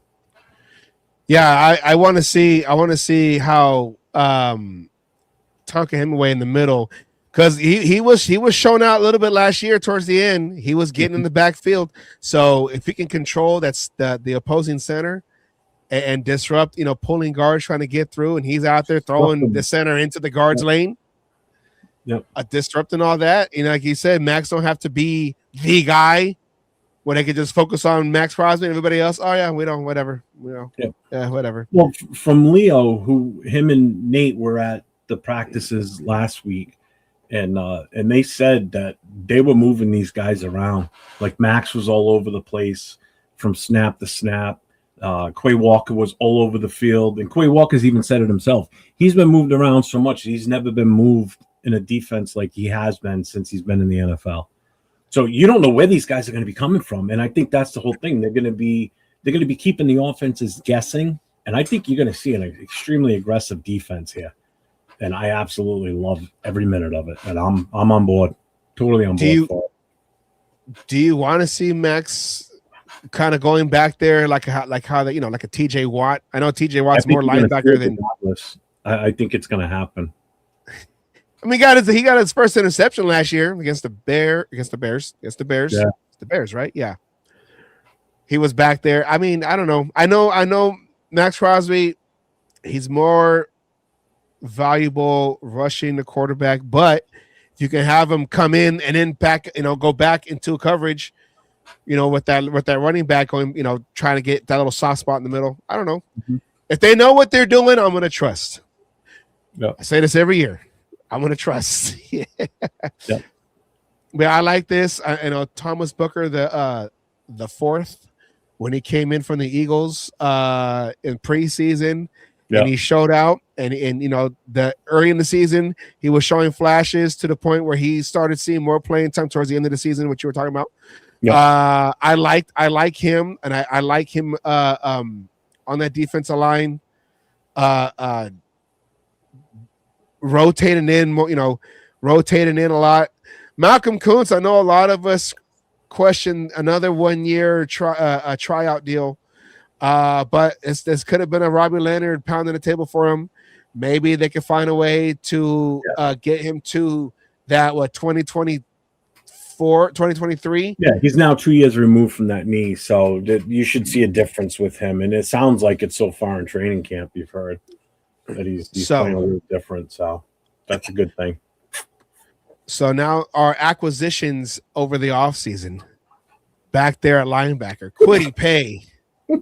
Yeah. Kwity Paye, you gotta love the haircut. If I was to grow my hair out naturally, I'll probably look like that. I knew this picture was coming up because you showed me this before we started, and I started laughing. Then the guy's a Rhode Island native. I wanted this kid when he came out in the draft, and we couldn't get him. But yeah, I'm glad he's here. I really hope he's that opposite edge partner for Max that we've been craving for years. What Chandler Jones should have been. Kwity Paye looks like his haircut is what Chandler Jones looks like now. Just crazy. It's crazy. Now we already know that this was going to be the starting linebacking crew, and of course we got Kwity Paye as edge, so he's going to be back and forth down, hand down in the dirt or back there on that shallow edge, on the defensive side, but. We got to look at the guys behind him. K'Ron Crawford, the last guy we drafted this past April, he is second behind Kwity Paye. Tommy Eichenberg and Cody Lindenberg, the two Bergs back there. I don't know. I mean, maybe when they start playing good, they're going. They're going to coin the law firm of Eichenberg and Lindenberg. They will fight to make it right.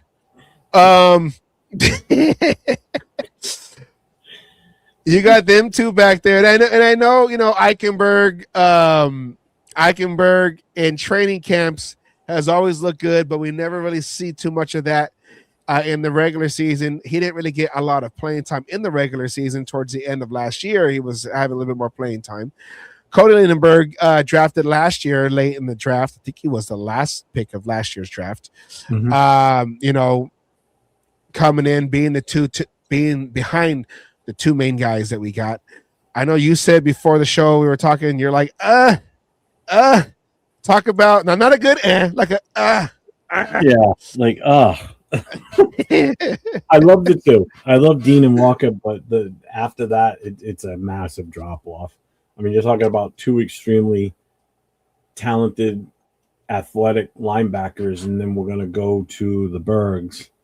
After something happens to Dean or Walker, the athletic ability drops from them to the Bergs. So I just pray to God that they can both stay healthy. Tommy Eichenberg, Cody Lindenberg, Steve. I mean, I'm not down that they can play linebacker. They obviously can because they're in the NFL. They're making the roster. They got to make the roster. I mean, they're going to be special teams guys for sure. So yeah. The guys, that's where they're making their money. That's where they're making their. So I mean, yeah, you're going to definitely see them out there on special teams, and occasionally filling in for Dean and Walker when needed. But we need to look at he does too. we definitely need to address the linebacker after this season, or if something happens when teams cut down to the 53, if whatever gets cut is better than what we've got behind Dean and Walker, then we got to make a move. What would you say that now we got the starters, we got our starters, but outside, like we talked about how the receiver room is kind of weak because our starters are like, I mean, they're it's what we got. We got. Would you say the linebacking crew? Because what you're saying is we got guys starting, but our depth that water's shallow. Yeah, the depth That is water is shallow. the depth scares that. This is the one unit other than wide receiver, and I think this one scares me more because I think we can still make do with the wide receivers we have. You can't just supplant somebody in the defense at linebacker and hope to God they're going to be as good as these two. Yeah. You know, that's the depth is troublesome at linebacker. I would have loved to have seen us address it in the draft earlier, but we didn't, and it is what it is. You know. Yeah, and it is one of those pieces that will just a few pieces away next year, and you just get one good.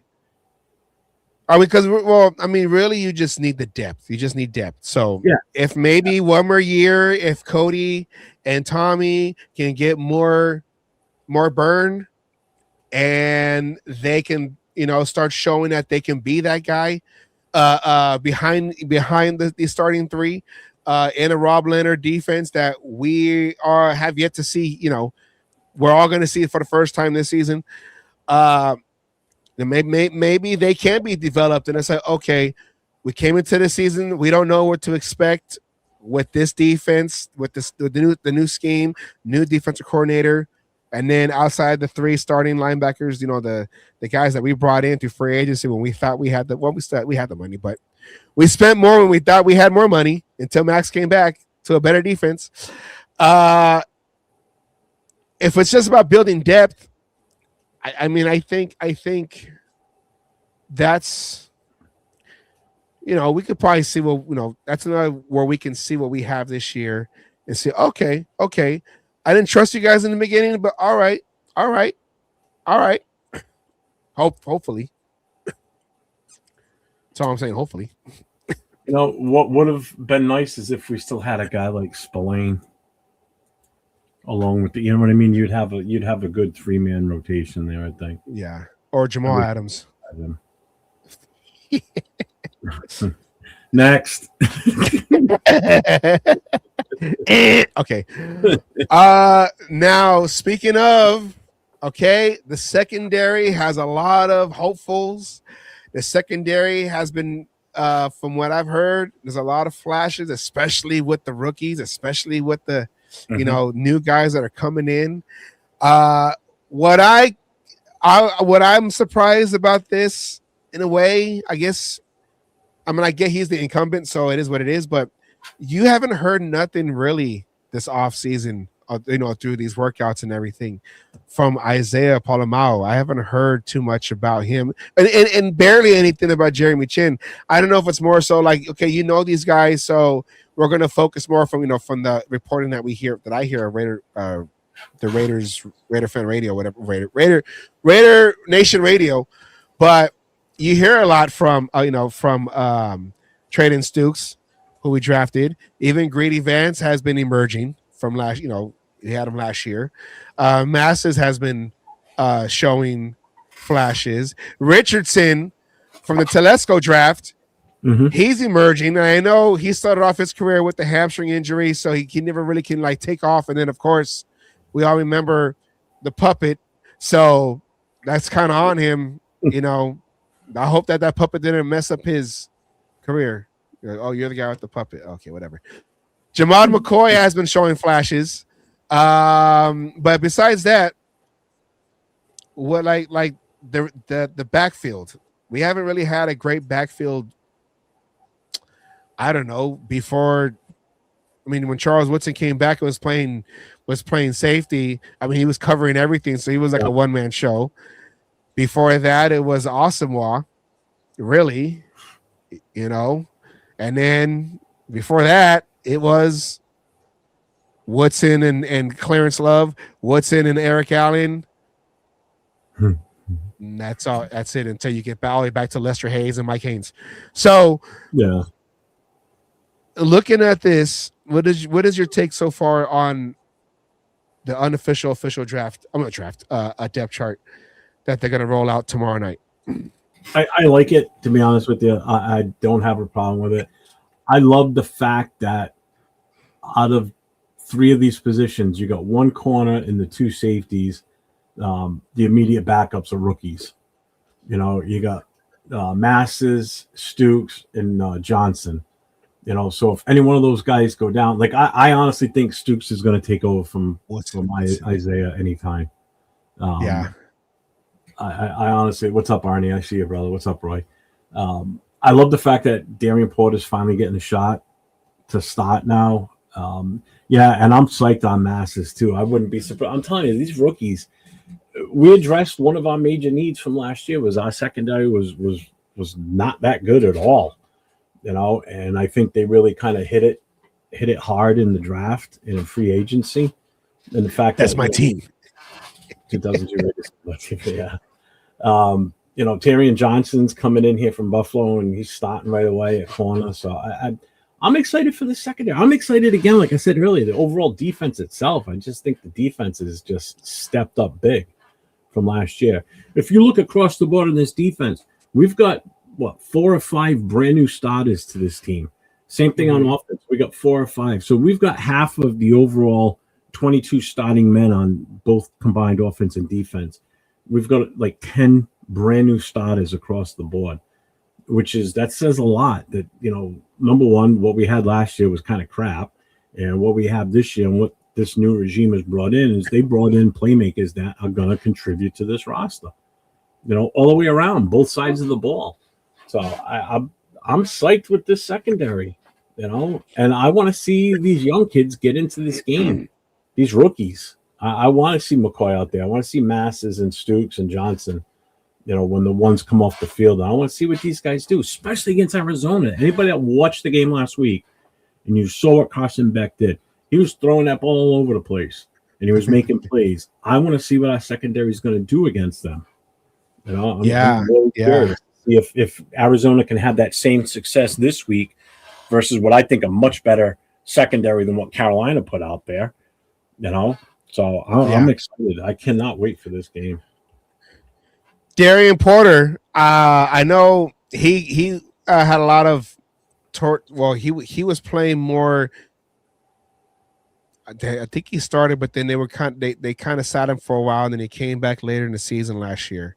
I'm hearing that he's kind of bouncing back from last year. Eric Stokes, you know, he's our main cornerback that just trying to solidify who's going to be opposite him on the other side of the field.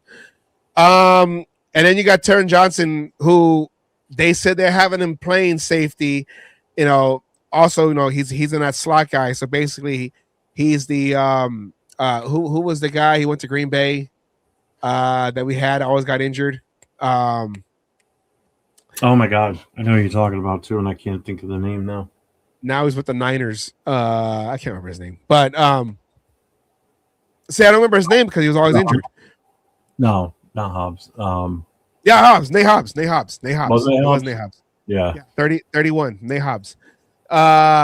So I mean, and he was when he was active, when he was playing, when he wasn't hurt, he was that good slot, you know, corner, because we would always get beat in the middle, whether it was a corner, whether it was that inside receiver or it was a tight end.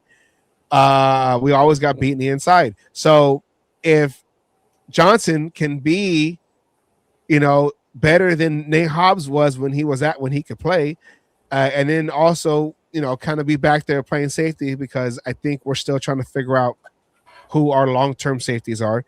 Jeremy Chin, I believe, is in his last year of his deal. I believe so is Palomao. He's at the end of his deal after this year. So this year's gonna be a lot to see, you know, who can take over those safety positions, because we really haven't really had a good safety since Charles Woodson, and in the comments since the other Woodson. I almost said Darren Woodson, wrong Woodson. Since God, I'm bad with names today. 26, you know the other Woodson. He went to Baltimore and the Niners and Steelers and the Raiders. You know the other Woodson. Rod Woodson. So you know, we're gonna see how this is gonna go tomorrow. But you know, all people kept talking about was what happened in practice on Friday, this past Friday. And in my opinion, it was a little overrated. So let's do a little overrated. Reaction. Oh, whatever. I'll play the intro. I can't read. I can't see this thing. Here we go. This is incredible. They got the guards in the backfield. They got the center to the right. And the quarterback isn't even there. They're standing around, Butts. Oh, yeah. Overhyped news. That's what it's called. It's been a long time, Kay. I'm still rusty. Speaking of Kirk Cousins being rusty. Speaking of Kirk Cousins, we all know what happened on Friday. Let's go into this news clip from NFL Network, and then we're going to talk about it because everyone keeps talking about all the theories and my foil hat's in the closet, so I can't pull it out. Oh, I don't have one. No. Yeah, I'm only allowed one hat because aluminum foil is not cheap, so I have to keep preserving the same hat. So we shop at Costco, but I'm not allowed to waste the. Here we go.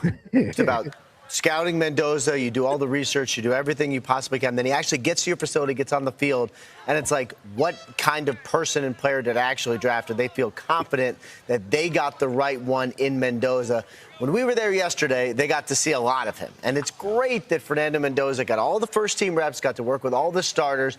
But the reason is because Kirk Cousins and Max Crosby got into that little scuffle, which we just talked about, and we heard Max kind of foreshadow that. But those guys, Max and Kirk, were held out of practice essentially as punishment. And it's really a fascinating thing for Clint Kubiak because those are your two leaders, and the entire team watched them not do anything in practice. And it's the kind of thing that everyone notices. It's the kind of thing that can have wide-ranging ramifications that even the leaders are held to the same standard.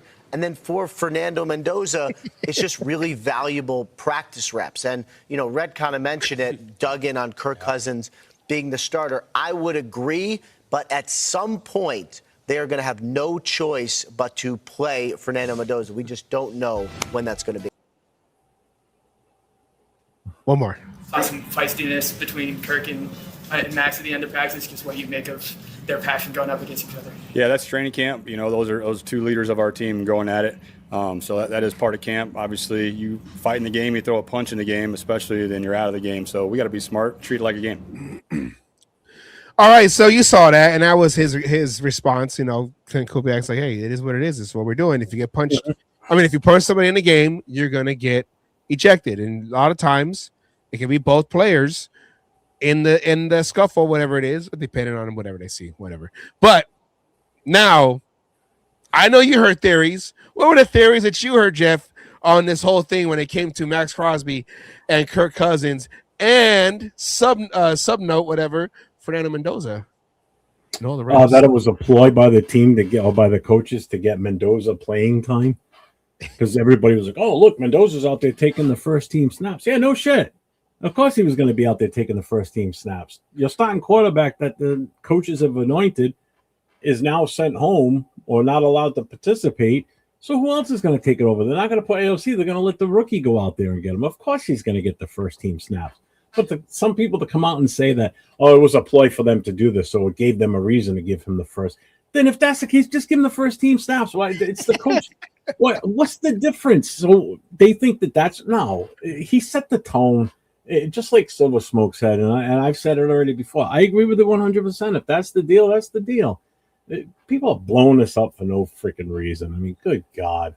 It's ridiculous. Whatever. Oh, overhyped news. And like you said, it's like the coaches have to make sure, because we have to make sure that we have to appease the people watching. So let's find a way to make an excuse for us to use Mendoza in the first, because we said that he's going to be the second string back Kirk Cousins, but let's do something. We'll take an opportunity. Oh, Max Crosby and Kirk Cousins are arguing.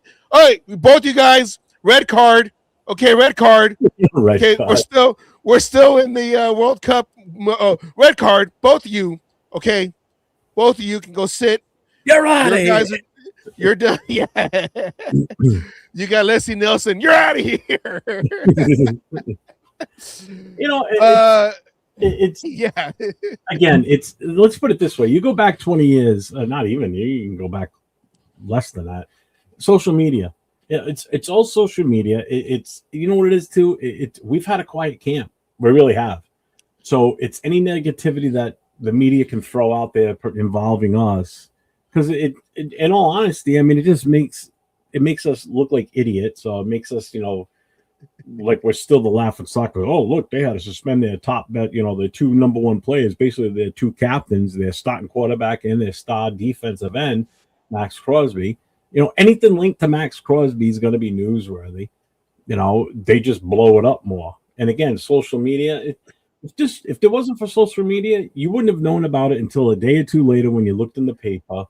Or you would have found it online somewhere, but it wouldn't blown up like it does now. So it's just it's just so stupid.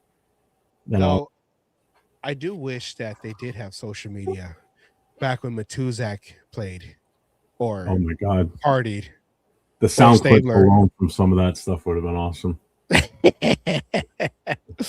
That would have been great to have social media. Brother. But you said Max Crosby. Anything Max Crosby does gets blown out of proportion. Of course it does. What I heard was, well, this is Max Crosby, because he kept hitting the arm of Kirk Cousins, and he's just trying to show that he's a malcontent because he doesn't want to be here no more. So he's going to make the Raiders trade him again to maybe Dallas has always been, in the news, and even the Bears. I heard. We would like a Max Crosby too. Are we in the thing too? Are we in the sweepstakes too? Hollywood. What up, Hollywood? And that's what this. We move for stadium. This other clip I'm about to play, but it's like you said, like any little thing, it's like, oh, this could be Is this. that boy Kirk Cochains back out there? Go ahead, Tone. Yeah, Shefty, what's going on with the Raiders? Does Max Crosby know that you're not supposed to hit the starting quarterback? Okay, apparently he hit Kirk Cousins at least twice in a practice, and Kirk had enough of his bullshit, so they got in a fight. They got thrown out of practice. What's going on with the Raiders? Is Max trying to get off of this team? What's going on over here? There's a lot of conspiracies right now. Well, let me say this. For Kirk Cousins to get worked up enough to go at somebody as strong as Max Crosby tells you that he had to be pretty pissed off about the whole situation. And I know a lot of people are thinking that Max Crosby wants to be traded. He wants to be there right now, and I think he's going to be there. I think the real question with Max Crosby and his future in Vegas comes down to what happens if this team doesn't perform well. What if there's a contender out there before the trade deadline that wants to beef up its pass rush? Could we see a team later this season, if the Raiders season is slipping away, make a run at Max Crosby? And I could see that being a possibility in October. That I see. But right now, no, Max wants to be there, and I just think he's worked up. He's intense. He wound up hitting Kirk. I didn't see the two plays. Kirk took offense to it, and here we go. They're both suspended for Saturday. Like, has Kirk Cousins ever been suspended in his life for a practice? I would venture to say no. I'll bet that's never happened before. It was a first, and it looked like he went to the Backstreet Boys concert that night with his wife, so he got a real nice day out of it. He got to skip practice and then go to a concert that night. Good for him. I don't know if I love all of that, but Kirk Kirk gets fired up, though. You like that? Yep. Remember? Yeah. I mean, he does get a little fiery, and we know Max Crosby, he's a menace, always going to be a menace, always going to be going 100 miles an hour. Heard Fernando say, guys, come on. Right? Isn't that what they said? Yes, that is correct. But I think Kirk potentially showing Fernando, like, hey, yeah, right. We can't just sit here and take this, even though we would get our asses beat in an actual fight here. Can't just let this. But how the rest of the team let him run into a quarterback? I guess Max is allowed to do whatever Max wants to do. Yeah. We have some good news coming out of Vegas Sports today at Vegas Sports TD. This is today as Kirk ran onto the field. Max Crosby gives him a high five and a shot to the head. Boom. The boys have moved on. Okay. There we go. The boys have moved on. That's good. Hey, that's like old school. Yeah. Let's have a fight. And then after, Shake hands. we shall move on. Shake their hands. And Kirk says, "You freaking." It might have been work just to go to the Backstreet Boys concert for both of them. I heard their Sphere show is All awesome. Is what I right, heard. yeah, dude. Wow. Yeah, Backstreet's back. All right. I'm trying to find something because I just thought of something talking about the Backstreet Boys. And is this, do I have it here? Do I have it here? I don't have it on here.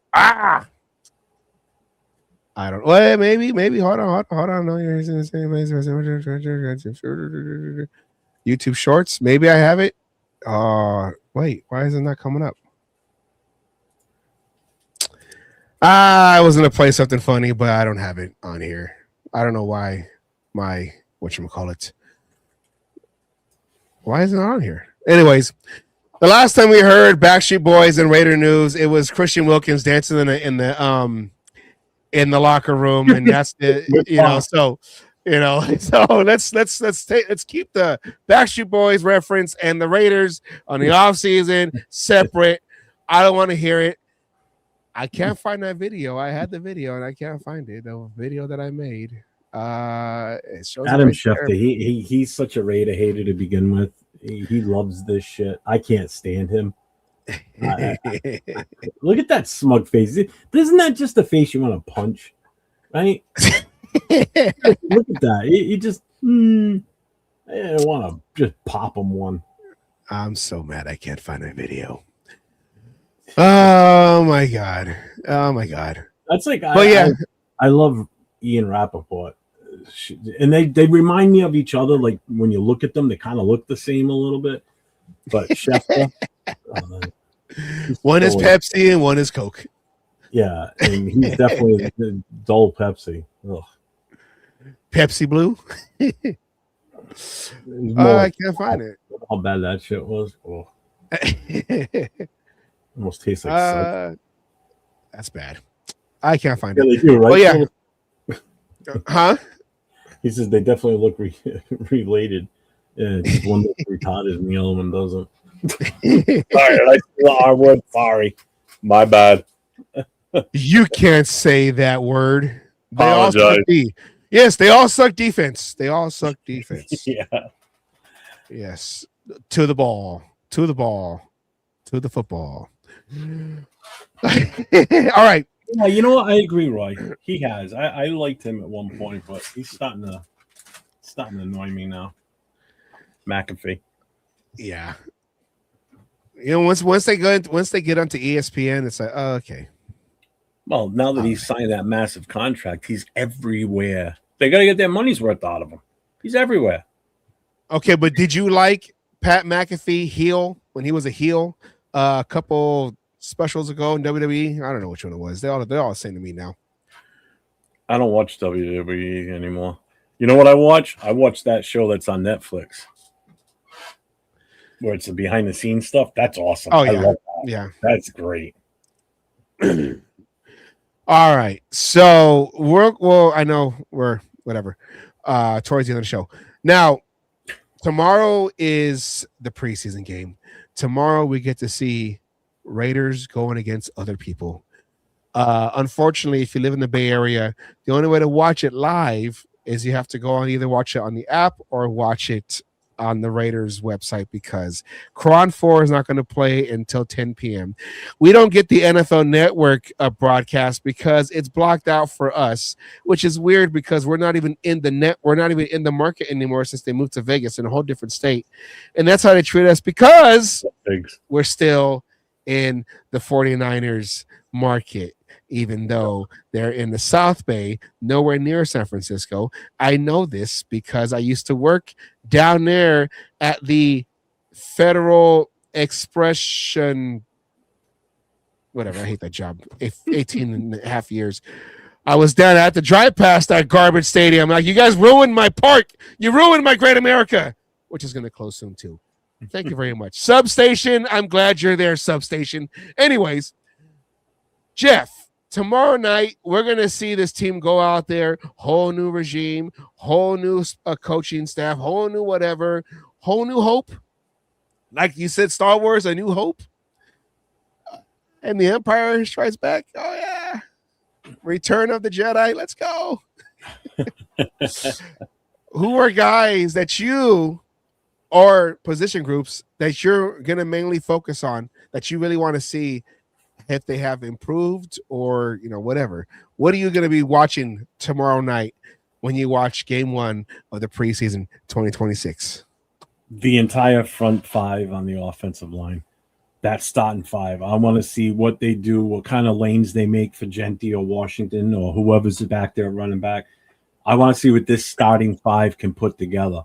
I don't want to see a repeat of last year's first preseason game where it was just a jumbled mess. And I have a lot of faith with Rick Dennison there that he's got this unit firing on, all pistons firing. The timing chain's good. I think they're going to be fine. I pray to God that they are. But that's my big. I'm not even worried about the wide receiver room, to be honest with you right now. Everything starts at that line, starts in the offensive line, and that's the first place. That's why I hope we get the ball first, because I want to see the offense go out there first and see what they can do. I want to see how well they mesh as a starting five unit. And then after that, I want to see when Trey Zoom gets in the game. I want to see what he can do out there. Oh, yeah. I'm curious to see what type of an impact he can have. I want to see what that first string defense, that defensive line is going to look like. But priority right now is the offensive line. I think we're good on defense, like where we're going in position-wise and who's where, especially on that starting front line. Yeah. Offensive line, until I see better than last year, it still scares the crap out of me still. I just pray to God that Dennison did his job. O'Connell for president. I saw that. What's up, Pigs? Yeah. Hey, Pigs, are you ready for the fantasy draft coming up soon? I gotta put the date out there. But yeah, the offensive line. I want to see the offensive line. I want to see how this offensive line is going to gel together with this new group forever. How long they're going to keep the starters out there, because I'm trying to give my take. I don't need you showing my belt, interrupting what I'm trying to say. Okay, this is just not how it's going to go down. Because I'm going to win that belt at the end of the season when we do the draft, and I'm going to have the draft. We're going to do the draft here. Hopefully, there better not be no school events, because that's why I couldn't do it last time. We had to. Me, and my fiance were doing our draft. We were doing the fantasy draft at the PTA, whatever it was. We were, it was like the back to school night, whatever. And I'm all like, why is it got to be during the draft? So we're over there doing our draft picks on the side of the cafeteria. From the league that I was in with you last year, the one that for this belt. Yeah, league? Yeah. So that's why. All right. Now the truth comes out. First, you were blaming it on your kicker. Now you're going to blame it on where you were when the draft happened. Yeah, okay. I couldn't concentrate because I had to be a parent and be there for back to school night or whatever it was called, and I couldn't focus. Okay, that's why my 5th and 6th round players didn't do that well. Okay, weren't you the commissioner of that league? You're the one that sets the date. You could have moved it. I didn't pay attention to the school calendar. I'm the father, okay? I don't pay attention to the school calendar. I am told by the queen, this is what we're doing. Oh, okay. I'm sorry. I'm hearing excuses. All right. Thank you, Darren. All right, Mom. Hi, Mom. Good night. Jeff, for doing the show. My mom says, thanks, Jeff, for doing I love doing the show with them. This is fun. But I want to see the offense line too, how they gel. But you know what? I want to see, and I don't know if this is popular or not, but I want to see how Kirk Cousins looks out there. I think I'm more excited to see how Kirk Cousins, however long he plays to, how Kirk Cousins looks out there, because he's going to be our starter now. And I know it's one of those where he ain't going to be a starter next year, but we can focus on Fernando Mendoza next year. I want to see how Kirk Cousins is going to look, because that can tell me how we're going to be dealing with our Raiders this year, even though it's going to be like we're all going to kind of focus on think like, hey, it's going to be a throwaway season for the most part. If they go somewhere, it'll be a surprise. If not, well, hey, we're rebuilding. So, But I want to see how he's going to look with our receivers, with our targets. But it all depends on how much the starters, even though Kubiak said that they're going to get a lot of time, it all depends on how he plays the starters. And then is Mendoza going to play behind a starting offensive line? So these are things that I want to see. And maybe I want to see how this offense is going to look. I know it's going to be all vanilla and everything, but just to see how the flow of the offense is going to look.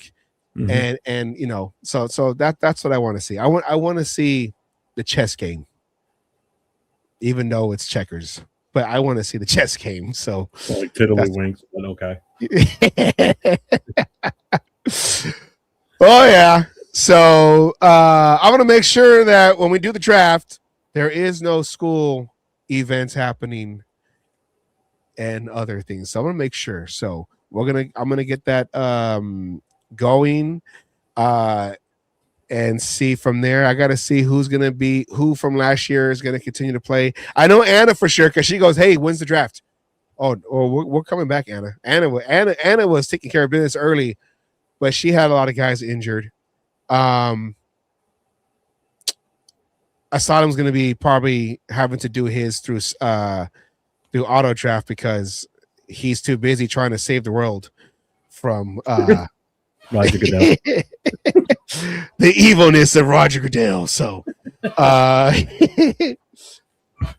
got to make sure that he's got to make sure that the cage match survives.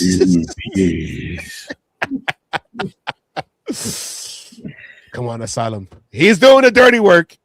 Yeah. So we can enjoy the cage doing match. God's work over there. All right, tomorrow, 5 p.m., we get to watch Raider football.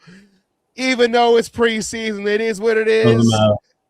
This is basically the cheese sticks before you get the actual meal when you go to Applebee's or when you go to Chili's. Oh, yeah. This is the bloomin' onion before you get your meal from Texas Roadhouse. Oh, yeah. No, yeah. Texas Roadhouse. No, Darren, I didn't get anything from you, so I haven't done it. Hit me up and just send it to me, and I'll definitely take care of it. You know I will. And hey, subscribe. I appreciate you watching, and I know you come from Jeff's, so come over to the cage match side. I'm gonna put the link in there. Because I normally don't come on the cage match. This is usually Asylum and Savage and Asylum. I'm filling in for Asylum right now. So, yeah, definitely make sure you jump over to their channel. I did see you pick subs tonight. So. Watch this with the good post-game show. Oh, post-game show. That's too late for me. I start work at 4 a.m. I want to do. I'll be in Vacaville, which is way up past Vallejo. And if you're from the Bay Area, that's way up there, 80. Way up there, watch party. I told them, I said, I hope you guys have some way to stream it off of a laptop or something because they're screwing the Bay Area over again. They're going to be in their 7th season in Vegas, and the Bay Area is still getting doo-dooed on. So, but if you can watch it on stream, I can find a way to put it on TV. That's what I do. But anyways, huh? Here's Anna in the chat. Anna, hey, how you doing? She wants to know when I'm gonna win the belt again. This one, I already got it, so I'm retaining it this year. I'm gonna set up the draft soon. When I'm gonna, I think you said we can do it on the 29th, the 30th. You said what day? As long as you don't do it on the 30th. Okay, so we're gonna be on the 30th. I don't know how I'm gonna do both. Nah. Hey, so the draft is the kicker last year, my big money league, right? I'm doing the draft in the car on the way back from Boston to home. Now, keep in mind, this is 2 days before, or I'm sorry, the Thursday night game had already happened. We did the draft on that Friday night. I'm driving back from Boston back to Rhode Island with a back seat full of food that we have to put in the fridge for the tailgate on Sunday at the New England Patriots game. I'm on ChatGPT making a flyer for the event that we're going to put together in last minute that Friday night and doing a fantasy football draft all at the same time. I had a horrible team because I was trying to do so many things. I was just spread too thin, and my team was just awful. So not like on draft though. I sat down here and I paid attention, and I put together a good team, and I won it with a kicker. Yeah. So we're gonna do it on the 30th when Jeff said he's available. The 30th. So no, I'm joking. No, I have it set up soon, and then I'll see who's gonna carry over from last season. So if we might have some spots, that belt right there will be the prize, or I might get a new one. I don't know. We'll see. I have a better job now, so I can afford maybe a bigger belt. I don't know. You know? Oh, yeah, you can buy me a bigger, but I'll send you my waist size, so I'll let you know. No. Anyways. You're on it. Oh, it doesn't. Huh? Maybe I'll have to have a plate made for the 2025 season champion. I'll put it on here. If I get to keep it, if you're going to make a new one. Anna says she's in. I knew she would be. Ooh, sort of music.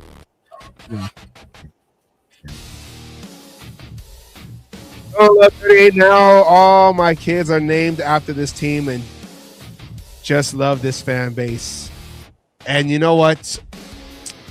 We are overdue for a Super Bowl. I don't want to hear nothing about championships, JFK. I'm sick and tired of seeing that belt on the wrong shoulder. But I want to thank you, though, for coming on to the show and filling in for Asylum once again. Asylum will be out for a while as he is trying to save the world from evil, and that evil is Roger Goodell. So, Blackout Team 7. I want to thank everybody for watching the show. We're going to come back next week and talk about the following game and what we saw in this past game. So, did this song get louder? Everybody, I want to thank you. Jeff, any last words? No, go stay safe. Go Raiders, baby. Go Raiders. Oh, yeah. And we in every show. Match. Yes, please. On our telethon, please subscribe to the cage match. We end every show like we always do. The word from Raider Milt, aka Coach Wallace, my football coach back in the day when I was in high school. We keep his memory alive on the show. And I want to thank everybody for watching. Come back next week on Wednesday, 5 p.m. Pacific, 6 p.m. Mountain, 7 p.m. Central, 8 p.m. Eastern. I said it cleanly. All righty, everyone, take care. Raiders tomorrow night. I don't care if it's preseason. It's a Raider game. Let's get it. Oh, yeah. Dig it.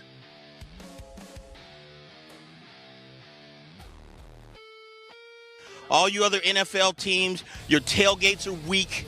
Your teams are weak. We might be down right now, but it doesn't take away the history.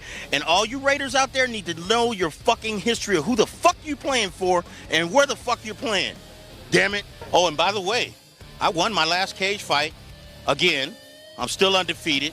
And you NFL motherfuckers out there that you think you want some, come on and get some anytime.